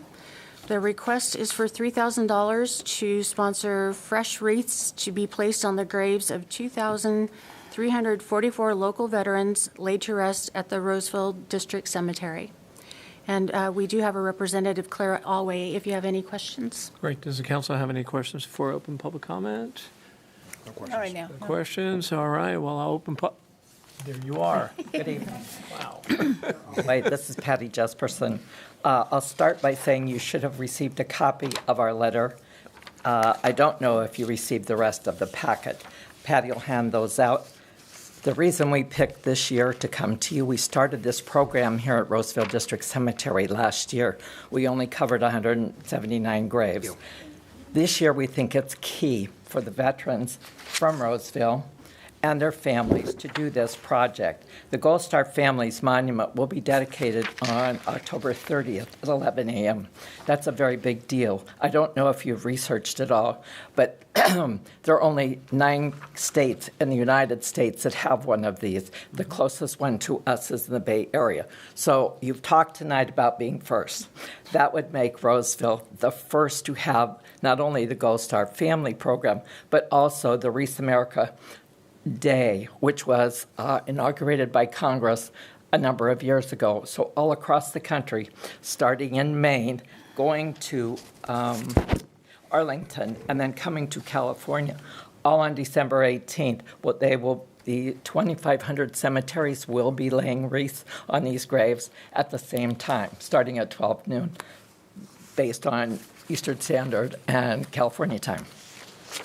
The next reason that we think it's real important was that Roseville was named one of the best cities to live in this year. Not last year, not next year, but this year. Number 3 is this is the 20th anniversary of 9/11. It's a very big deal that we should not forget, not only for the vets that went away and got killed in the wars that followed, but also for the first responders. Number 4, Roseville was given the distinction of being an all-American city many years ago. I've been in this city over 50 years doing various things for the city. So that's why I can call this stuff to memory. Roseville worked with FEMA, number 5, and produced a plan for prevention, decreased property loss, and safety evacuations in the event of disaster flooding. That plan is now a model for other cities to use in their communities. What I'm trying to tell you is you've always been first. Tonight, you're going to be first in some of the things that you have approved as I sat and listened to them. And last but not least, our most recent thing was the loss of an Oakmont High School graduate. Recently, you had a big get-together downtown Civic Center. I have 3 granddaughters that go to Oakmont. I have one that also graduated from there a year and a half ago and knew Miss G. So we think this is the year to make this an annual event for Roseville. We don't want to come back to you every year and say, can we have some discretionary funds? What we want from you is to disseminate the information, okay? First time we get funding, and the next time, we have enough things that everybody knows that the 3rd Saturday is National Wreaths Across America Day throughout the country. So if you understand that, and I'm talking fast because I talk a lot and whatever. So it's you and the community. If we have, they said 140,000 people tonight, I guessed at 150,000. 2,344 graves is not a big percentage to ask one family of 2,344 families to sponsor a wreath. The wreath is $15. You can't go to Costco and buy a wreath for less than $15. The wreath comes with a big bow. Patty handed out a packet for you. It will explain the wreath, so you'll have all the information. We are grateful for you to allow us to come here tonight. We would like you to communicate to the community, not just this year, but for years on, that this day is National Wreaths Across America Day, that Roseville is the first with the Gold Star Mothers Monument going in this year, not next year, and not last year. But that's why it was a big deal. Last year, we only did 179 graves, but there are 2,344 service people, men and women that died for our freedoms, and that's really important. This is all about, it's not political, it's not religious, it's to remember, honor, and teach our children about those who have sacrificed to give us the freedoms that we have. So I'm hoping that you will understand what the mission is. It's just not funding this year. I dropped off something to Mr. Alford. Hopefully you got it. You mentioned, would we be coming back in next year and whatever. What I want you to understand is if you go out and tell your neighbors, if you post one of these at City Hall with an application, you can go online and order a wreath. But the key of ordering the wreath is you need to put our location ID and our number so that those wreaths ordered online will be ordered in Maine, made in Maine, transported free of charge to Roseville District Cemetery. It's volunteer trucking. It is volunteer drivers. They will arrive the week before the 18th. This year it's the 19th. Last year it was the 18th. And deliver them.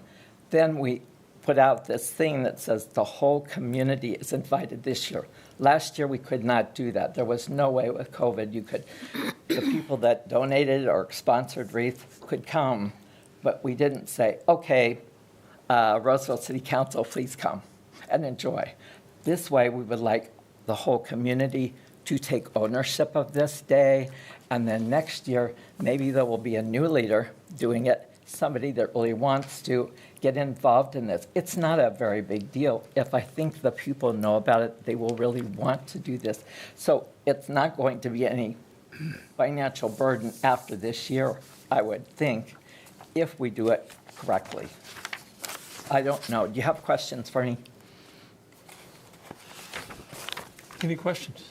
Claire, tell the council and the people at home and people in the audience just how it started. Just, why did people ever do any of this?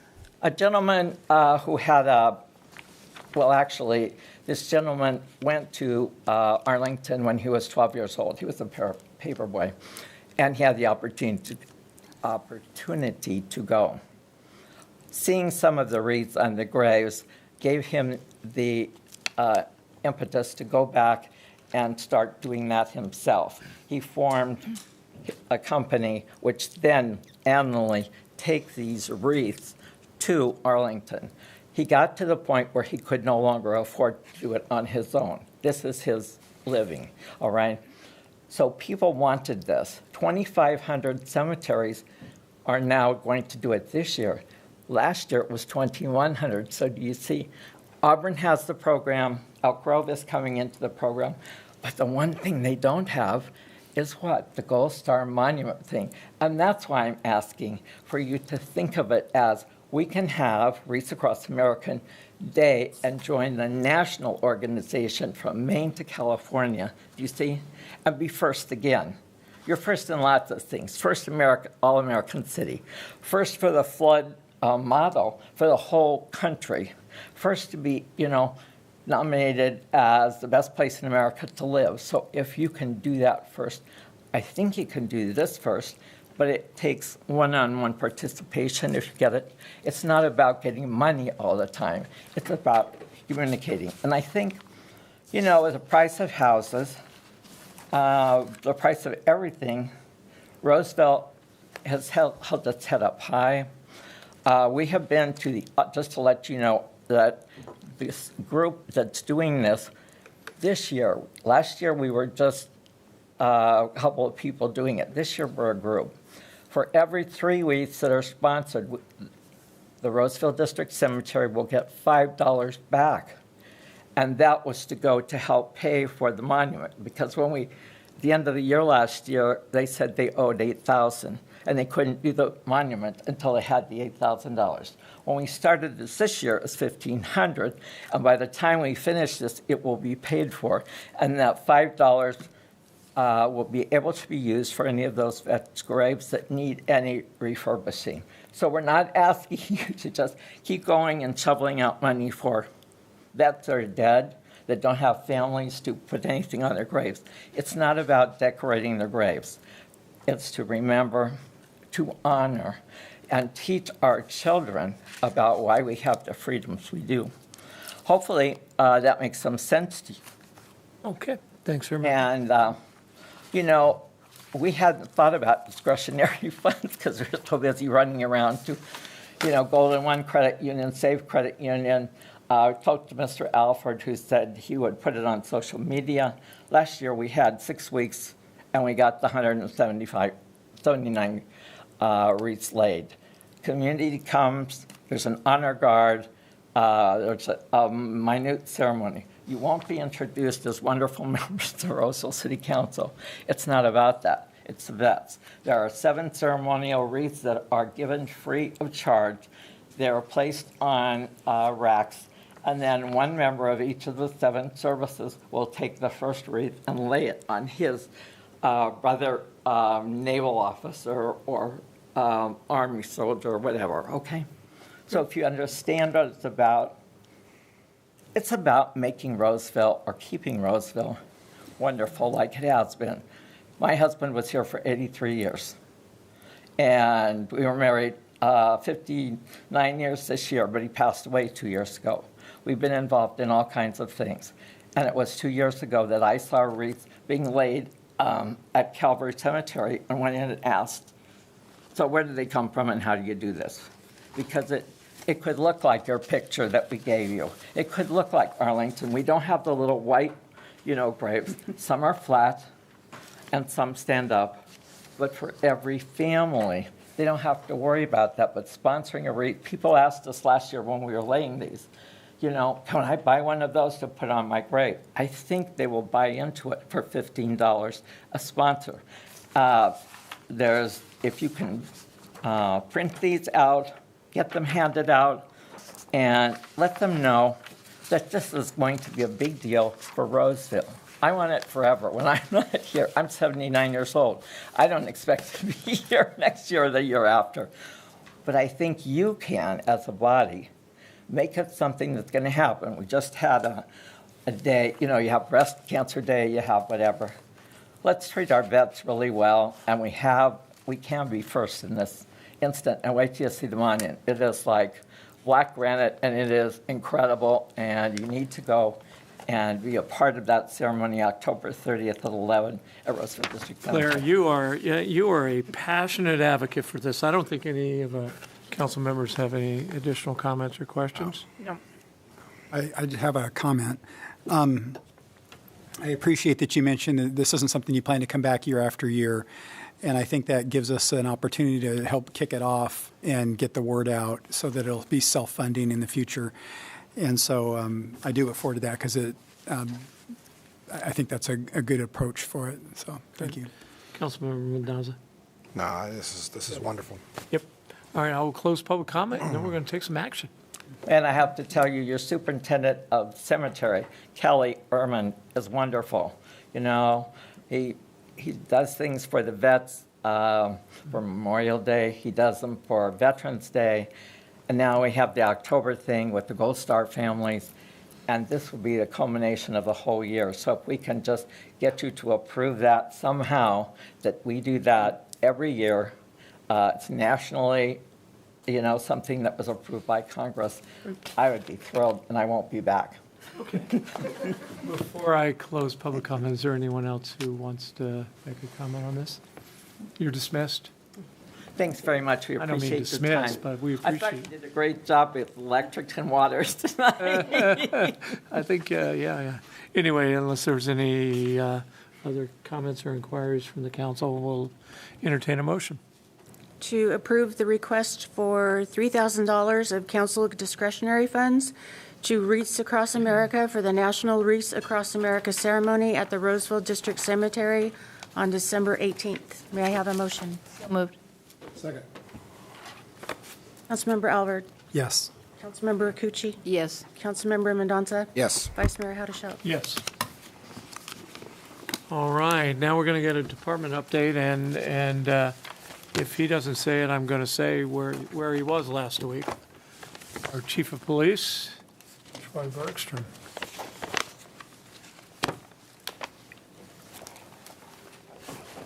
feel a little lonely that I saw everybody else come up and brought 3 or 4 people with them, and I'm by myself. So, yes, I guess I will start off with where we were last week. Normally, May 15th is National Police Memorial Day, and the week before that is National Police Week. It has been bumped twice, and in 2020, we were supposed to be back there for the 25th anniversary of the loss of Officer Mark White. It got bumped to May of 21, and then got bumped again to October this past week of 2021. And so last week, myself and 14 other members of the police department, along with Liz White, her daughter Whitney White, and retired Roseville Police Chief Tom Sims, spent a week in Washington, D.C., and we went with Liz to several memorial events, a candlelight vigil, and Police Memorial Day, which was held this past Saturday. And we just got back Sunday night from our trip to D.C. to be with Liz and her family for what was supposed to be the 25th anniversary, turned into about the 26th and a half anniversary of Officer White being placed on our memorial wall. So with that, good evening, Vice Mayor Hadeshelt and Council. I'm Troy Bergstrom, your Chief of Police, and I'm happy to be here tonight to provide you an update on your police department. And usually these updates, we talk about things that happened in the past. We go through numbers and stats and information talking about the year behind us. However, tonight I'm going to go in a different direction, and I'm going to talk about the future of our police department. Since I became chief earlier this year, our department has undertaken a strategic planning process to look at our mission, vision, values, direction, and staffing plan for the next several years.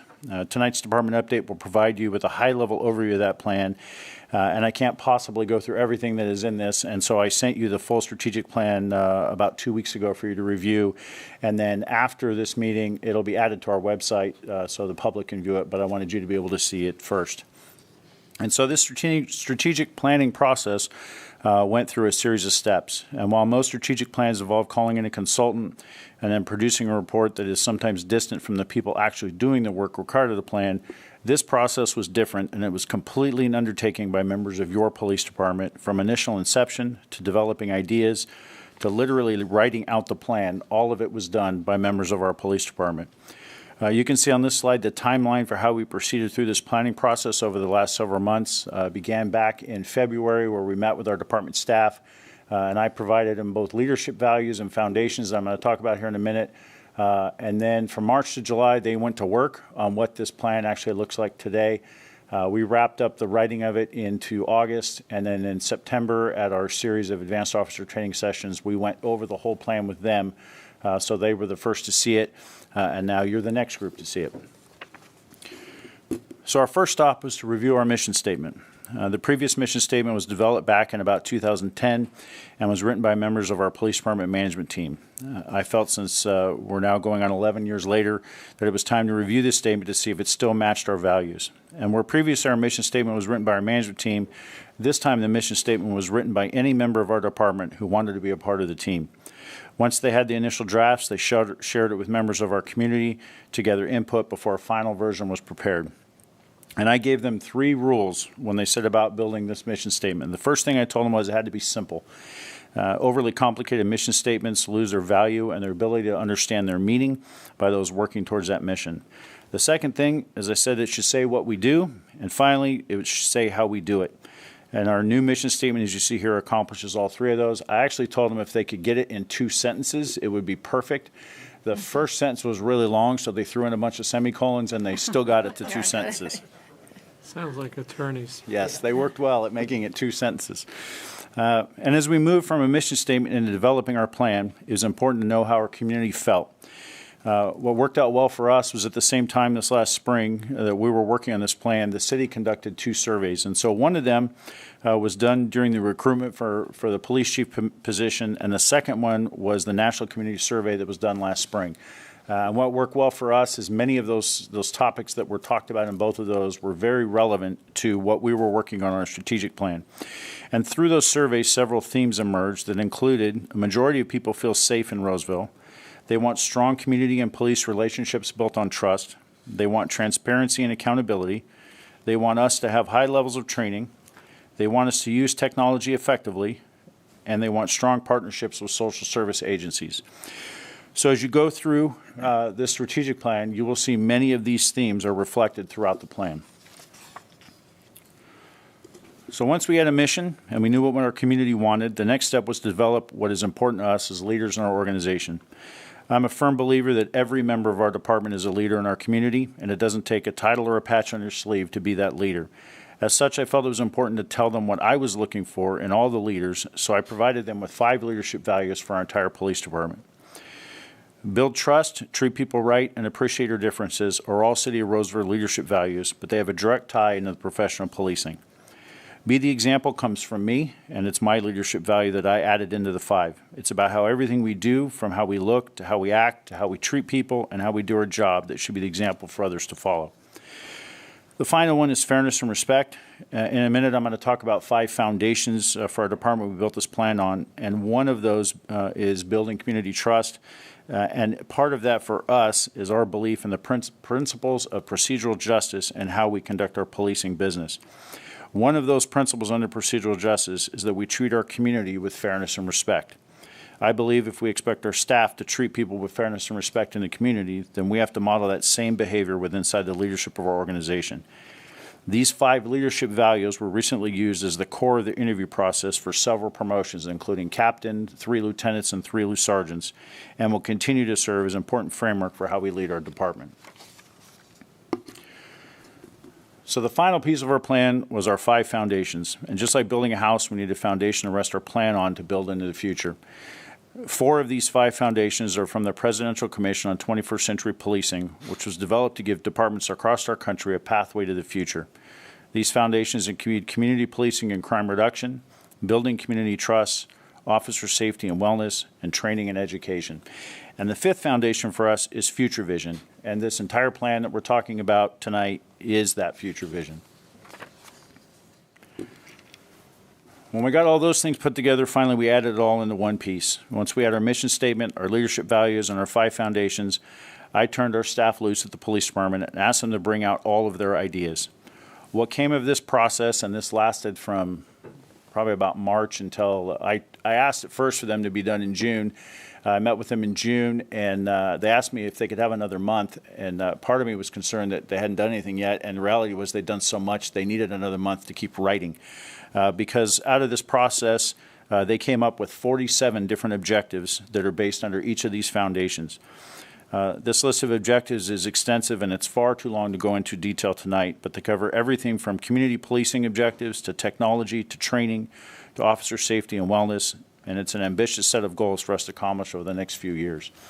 I think one of the key things that we also looked at with this plan is it's ever changing. In fact, it's already changed a little bit from the one I sent you 2 weeks ago, because we look at things that come up and realize we need to shift. And so while this is a good framework for us, we realize that it may not be the same framework we need a year from now. In particular, this is where our intentions this last through 2025. It's certainly not going to meet our needs by 2025. We know it's going to evolve. And so that's built into the plan, that ability to change direction if we need to. So as I mentioned, the one foundation that's not based on the Presidential Commission on Policing was Future Vision. And Future Vision is our plan for how we plan to build our department into the future, from a recruiting strategy to staffing needs to succession planning, even planning for infrastructure needs as we've outgrown our home on Junction Boulevard. All of these areas were evaluated and planned for under our Future Vision Foundation. A significant piece of this plan was dedicated to showing how our department should plan for staffing to keep pace with our growing community. Again, this section, like some of the others I talked about, it's far too long to go into all the details tonight, but it's in the plan that I sent to you a couple weeks ago. And part of this future vision includes working towards a technology strategic plan, as technology is now a part of everyday policing, from how we intake 911 calls to how we dispatch officers to how we write police reports. The days of pen and paper are long behind us, and with technology playing such a major role in how we do things, and with how expensive everything that's related in any way to technology is, we are beginning work on a technology plan to develop and coordinate the projects we undertake. And as I wrap this up, I actually wanted to talk about 2 of those technology impacts on policing that we have going that are rapidly changing our effectiveness in the area of crime response. And first is our license plate reading system through our vendor Flock. Currently, we have 10 Flock cameras in place, and just recently you approved our contract for adding an additional 10 cameras to cover all the major roadways into our city. This system has been incredibly effective in identifying stolen vehicles entering our city and in helping us locate suspect vehicles and other crimes. Our system came into place just after the first of this year. And again, this is with just 10 cameras in place. And so from then until the end of September, 77 vehicles have been alerted by our flock system as either stolen vehicles or vehicles associated with felony wanted persons entering our city. This resulted in 52 cases where we arrested someone, and 74 of the 77 vehicles, or 96% of them, were vehicles stolen outside of our city and driven into our city, indicating they likely were coming here to commit other crimes. And I'll tell you, I was going through the notes this morning for this presentation, and while I was looking at the PowerPoint on my computer, the flock system went off at Douglas and 80, and within less than a minute or two, they had caught the driver of the stolen vehicle at the intersection of Riverside and Douglas, all within less than 5 minutes. And we would not have had any idea this car had driven into our city without the assistance of these cameras. And that's really the benefit of them, because while we can't possibly know, I don't know what crimes that person was about to commit today when they drove into our city in a stolen car, but I know you don't drive into our city in a stolen car because you're coming here to see your family. You're coming here to commit other crimes. That's why you're in a stolen car. And so these are the kinds of crimes that are being prevented by us catching them as soon as they come into our city. The second technology project we have underway, and it's really exciting for us, is the building of our real-time crime center. And this is an effort to leverage all of our technologies in one place and then use that information in real-time response to incidents. So on my left side, the diagram up there has the blue circles and the yellow one in the center. This is all the places the real-time crime center can take information from within the police department. These are all systems we already have. The reality is we need one space where they all come together and get used and coordinated together, and that's what the role of a real-time crime center is. The right side with the three red circles and a blue circle is what they do with the information. And so when all of this information comes into the real-time crime center, they figure out how to get it back out to the officers in real time and how they respond to crimes. And so this information can be used as they're responding to in-progress incidents. It can be used by our incident commanders in critical incident management if we have a large incident going. And it can even be used after something happens, where we can then backtrack and use all those systems to try to find where our suspect is. And I'm going to give you an example. Even right now, our real-time crime center is working at pretty much bare basics as far as the technology they have and the staffing they have. But over the summer, and I know some of you are aware of this case, we had some young girls who were being followed by a vehicle out on the west side of our city, and we had a very limited suspect vehicle description. And so all we had to go on was that. We had no license plate, really not a whole lot. Through the Real-Time Crime Center use of all of those investigative tools that are mentioned on the other slide, we identified the vehicle, the plate, the owner, and we determined he was a suspect in this case within 24 hours of those girls telling us what happened. The very next day, our investigations unit and our crime suppression units were able to locate and arrest the suspect in another county. And that only happened because of how we were able to leverage all these technologies in one place and get that information back out to our detectives. So we have exciting things planned to come with our Real-Time Crime Center in the coming year, and I hope to be sharing them with you shortly. Chief, what is the UAS? UAS is our unmanned aerial system. It's drones. And so I know that's been a lot to go through. And again, we provided you with the full strategic plan so that you could read through it more in depth. But we're excited to begin moving forward with the many ideas in this plan as we build our police department towards 2025. And with that, I'd be happy to answer any questions you may have. Councilman Albert, you asked the question I was going to ask. Do you have any other questions? As a resident of the western side of Roseville, where there's brand new roads and not a lot of houses around some of those new roads, I know the most popular complaint is the drag racing that takes place out there. I was wondering if you could just address how you deal with drag racing issues, what the public should do if they witness this, because I hear it a lot. So also as a resident of West Roseville, and as they built out behind my house, I had the same thing occur behind my house. The first thing I would ask is sometimes we have to know about it. Sometimes these things happen so far out into some of these new neighborhoods that nobody calls and tells us. And so the first thing I would ask is people to call us. Even if it's something that sometimes these folks, they'll get out there, they'll take part in the drag races and they take off quickly. Still let us know, because it lets our officers, particularly at night, know where I should do my extra patrols, where I should spend my time when I'm driving around and try to prevent it. The biggest thing is just tell us, because it can happen in a variety of areas, and sometimes, as you know, living out there, they could be opening a new street while we're in here. It happens all the time. And so really it helps us know where to go to focus our efforts. Thank you. That's it. Councilmember Rakucci. Thank you for the presentation. I really appreciate it. and so many other things like you said, this is just a glimpse of all the other information on how you work with social services and different teams for issues that come, before you. I just want to give you kudos for, I've told the city manager this, your newest police cars. I think they look fantastic. They have they're white doors on two doors on each side. You can see Roseville Police, and it's, they look professional but not scary. I don't know how to tell you that. Or, they look very, very nice, and I just feel that when I see that, and I mean, as a mom, as a resident, it just to me, it's what you've just been saying of being professional and caring and watching for safety and security of our community. But it had the body language to say that. Well, and those designs were actually designed by members of the police department. A group got together, and as we were shifting from the one vehicle platform to those, they came up with that design.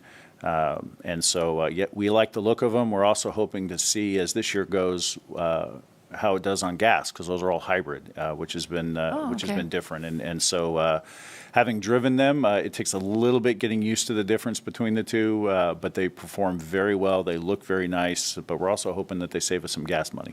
That's good too. Yeah. Okay. Councilmember Mendoza. This was a great update, Chief. One of the classes that I teach at the college level annually is technology and policing, and it's refreshing to have cities like ours really embrace that 21st century policing model with everything that's gone on from a cultural level all the way down to some of the technology that you mentioned. For years, when I would teach that class, I was always having to cite federal agencies because we know that there's more federal dollars than there are local dollars most of the time, and it was always frustrating because there's local crime, and there's cities like us that are dealing with the same issues that neighboring cities and federal agencies are, but just kind of seemed like the local agencies were always kind of lagging behind. And I know my students get tired of me always mentioning Roseville this, Roseville that, and I am a little biased for obvious reasons. But just the cameras and the fact of how we're utilizing it and how your presentation really honed in on the value system. So it's not about the technology. It's not about, you can buy all kinds of toys and gadgets, but that really doesn't make it an effective policing organization. You have to incorporate leadership and all the different things that you highlighted. And I think people forget that. People get hung up on, let's get the newest gadgets, and that's going to be the difference. But if you don't have the people and the ethics and the integrity behind all of those devices, then all you've got is just a shelf, full of gadgets, which really doesn't make the community, doesn't instill that trust that I think that we have in this community, and I think that your department has instilled in our residents. And I just, when I see things like this and I see updates like you gave tonight, it makes me proud, not only as a community member, but just as an elected, I guess, as putting both hats on, that we're towing both ends of that line, because I think it's important. Sometimes we're heavier on one side or another, and a lot of cities get caught up in that. And we have done a really good job in recent months. We've done an excellent job, in my opinion, from the pivoting for the new police car platforms to what you mentioned in your presentation tonight. I think that we're only going to get better, and I'm just really, really proud that we're embracing a lot of the items that you brought forth tonight. So thank you. Chief, there's been for a while a national conversation about policing. It's been going on, and it's manifested itself in legislation. And Councilmember Mendoza and I have the benefit of having Rob Becerra come before us in our Law and Regulation committee to talk about many things like access to, for reporters access to, a crime scene or a public safety event. This weekend, I believe there was a Washington Post article. You care to comment on how we match up with things on the national policing conversation? Well, I think in a couple things. I mean, I think more locally at the state level, we look at a lot of the legislation that just came through, and I sit on the board of the California Police Chiefs Association, and have had the opportunity to be involved with a lot of discussions about the legislation going through in our state. And in fact, next week we have a briefing on really what all that is and what it means to us at our local level. And so listening to those bills as they've gone through, seeing how they've changed to be something that's, I think on both sides, it's something that our communities want, but it's actually something that we're capable of doing. Because some of these bills, when they first came about, it was not really feasible for them to us to continue doing policing with the way they were. And so I think we've met that middle point where the laws that are coming about this year are something that can work to make us better. And so I think on that end, you have that. I think what you're talking about, the article that we all actually talked about that a citizen had sent in, was about the idea of how do you blend social service response to police issue calls? And you have a lot of different ways that it's going on in our country. You have some agencies that are completely moving away from police departments responding at all to any kind of mental health crisis response call. You have others that are continuing to make it a police response, and then you have others that it's a blended response. And we are in the blended response model. We've also been in that model since before all of these discussions began over the last year. It's been 3 or 4 years since we began shifting to that model. And it could only be done in a partnership between us and Health and Human Services, because these resources are not city resources. They are not police department resources. They come from Health and Human Services. And it's teams like our mobile crisis team, our family mobile team. They predominantly do the same thing. It's just who they do it for is a little bit different. The family mobile team, obviously by its name, is more for families and juveniles, where mobile crisis team is more mental health crisis response. And it gives us a team that goes with us to calls for service. And the model we have where we go together, the officer's role is to go there and make sure it's safe. And then we get out of the way as fast as we can get out of the way and let the professional counselors take over. And the real goal is to have us leave. As soon as they feel safe with the situation, the officers can leave and go handle other calls for service, and they can spend the time providing whatever the counseling need is, whether it's something they can work on then, if it's future services, if it's taken to the hospital for a mental health hold, whatever it is, they can handle that. And so that's where our model is that kind of blended role. We have that same approach when it comes to how we address homeless issues in our community.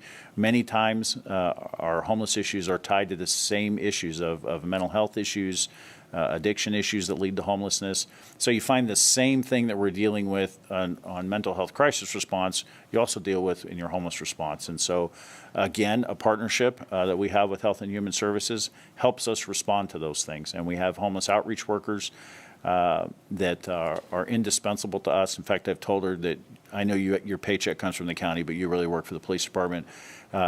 She has gone miles into helping us with inroads and helping people get services. And then on our own front, this spring, we hired our own social worker within the police department. We kind of had a reformulating of our social services unit, and we've hired it in at more of a caseworker level. And her role really is to go out to these chronic calls, these folks because as you can imagine, a lot of the mental health crisis response calls we get the same people calling a lot. And so how can we interject her into that and help find a solution so they don't have to call the police department anymore, so they can get the help they need and get into the right services they need, so we're not going to the same house 7, 8, 9, 15, some of them hundreds of times, and using her as a resource for that. And so she actually is a city employee. She works for the police department, and it's one more way we're kind of starting to blend these resources. So that's the model that we're at right now. Again, we couldn't do it without Health and Human Services, the partnership that we have for this. And it's not just us, it's in use in other places in the county as well. But it's really indispensable. And so when these conversations started happening 18 months ago about why do police officers go to these calls, well, we could go and say, well, this is what we do. And it's not exactly just officers going and trying, because we ask our officers to do a lot. And a lot of times they got to figure out how to be a police officer and a mental health counselor in the same call. And we're trained very well to be one and only a little bit to be the other. And so having the help of these counselors for these kinds of calls is a great path to be on. My hope really is it just keeps getting more, because right now, it's not something we have 24 hours a day or 7 days a week. So my hope would be that we just keep growing this partnership. Last question before I open for public comment. Will there be a Citizens Academy this year, or will it be in the spring? Do you know? I'd have to check. So we have our program coordinator. We tried it online last year, and it just didn't have the same effect. I spoke at one of the classes, and I couldn't even see the PLA. It's not even like a normal Zoom meeting. So we'll have to see how the year goes. I don't know if I want to do it online again. It kind of just didn't have the right impact. But if we can do it in person, absolutely.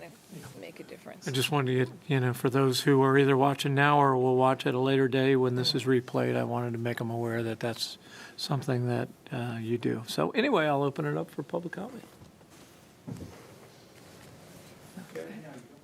We're we got a timer here. We got a shot clock here. Okay. Again, my name is Claire Alway. My son is a police officer for the city of Rockland. Last year, they gave $150 to the Wreaths Across America thing, and so I'm challenging Roseville PD. I've already given Oh, man.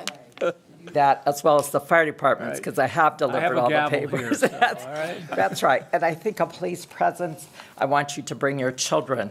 They're the ones, you want to teach how to lay the wreaths. It's just not throwing them on the ground, but show them the value of the service. So if you would do that, I will give you another packet. All right. Thank you very much, and that's why I stayed. All right. Claire, you are just Always closing. Good night. Thank you.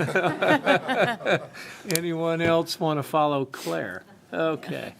I will close public comment, bring it back to the council for anything else on this matter. Chief, thank you. That was very good. Thank you, Chief. Very good. And the fact that you build this from the ground up, from your rank and file, just is very touching. So shows your leadership. So thank you very much, Chief. All right. Thank you. We have one final public comment period. Is that right? Am I? Yeah. Anyone? Going, gone. All right. Now it's time for reports from my colleagues and any committee updates, starting with Councilmember Mendoza. I didn't have any committees that met between last meeting and this meeting, so I have nothing. Just wishing everyone well. Thank you for tuning in. All right, Councilman Albert. I have no updates. I was under the weather last week, missed a couple important city events. I really was sad to miss those, but We're going to get you on the zip line next time. have to try the zip line out. So Great. Councilmember Ricucci. Yeah, and a lot of things happened this last couple of weeks. I'm just going to mention it, and many of you were there, so you're going to know what I'm going to say. But one was to be present to see a signing between many entities working together, and this was for NACWA that Bruce actually works for, and I'm a board member with, and they were looking at of blending groups that for a long time really didn't work together to find a plan. I almost feel like it's like talking about the police department where you're finding things that are working together. And they signed a JPA, and this is with a different way to raise your rice. And then in the olden days, they used to burn the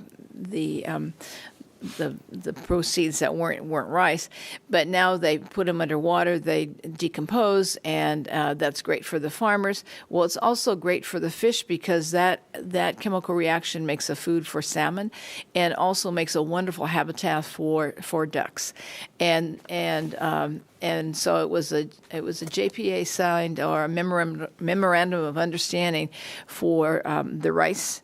It was Ducks Unlimited, California Trout, California Rice, NICE and Northern California Water Association. And essentially, it's supporting worklands, ecosystems, and a sustainable water supply. And I think it's been making me a little bit more like a farmer. I'm learning a lot of things that I didn't know. You got chickens. I have chickens. I have 5 chickens, so maybe I'm, I get a little bit, but I don't have any rice fields, so So that was really nice seeing, because this really has a presence of how it can be sustainable for all those entities into the future. And so I thought that was really exciting. And also, many of us went for the 50-year anniversary for our water treatment plant. And that was, so you did that. You were there. Yeah. And that was very interesting, because it was like on the plaque you could see people that you remember, or I was a kid and I could recognize some of these people, but one of the biggest things that it was dedicated in 1971, officially dedicated to the Roseville community, and it started water filtration and serving water, in a different way, and that's when they bought they started and built that plant, and it also was made a big difference that in 1967 Roseville had a 40-year agreement with the United States Bureau of Reclamation to obtain surface water supplies from Folsom Lake. And so all that kind of gelled together to what we heard, a great presentation from our environmental utilities on where we're at with water today. But, you had to have a history, and that definitely was our history. And so that was very good. That's it. Great, thank you, Member. City Manager Casey, I didn't ask you if you had any further reports tonight. That's okay. No further reports. I figured it was pretty report heavy tonight. Our mayor is in Washington, D.C. with representatives from other cities in Placer County and Placer County representatives. So I'll sit in for her tomorrow as her alternate to SACOG. Councilmember Mendoza and I will have law and regulation next week. Yay. And then Friday we're going to have a little field trip to our Roseville Energy plant to see the generators at California Department of Water Resources. We have an agreement with them on that. So those are just a few things, and I'm sure did Central Park. Did we talk about that? Central Park. We rededicated. That's the last one for this year, right? So we had a number of COVID-delayed celebrations, and so we wrapped that up this past Saturday at Central Park, right behind the original Roseville Nugget. And there were a lot of kids there on a scavenger hunt. So I love our parks. So unless there's anything else to come before us, we'll be adjourned until first Wednesday in November. All right. Do I have a motion? So moved. Second. And by unanimous consent, we are adjourned. Good.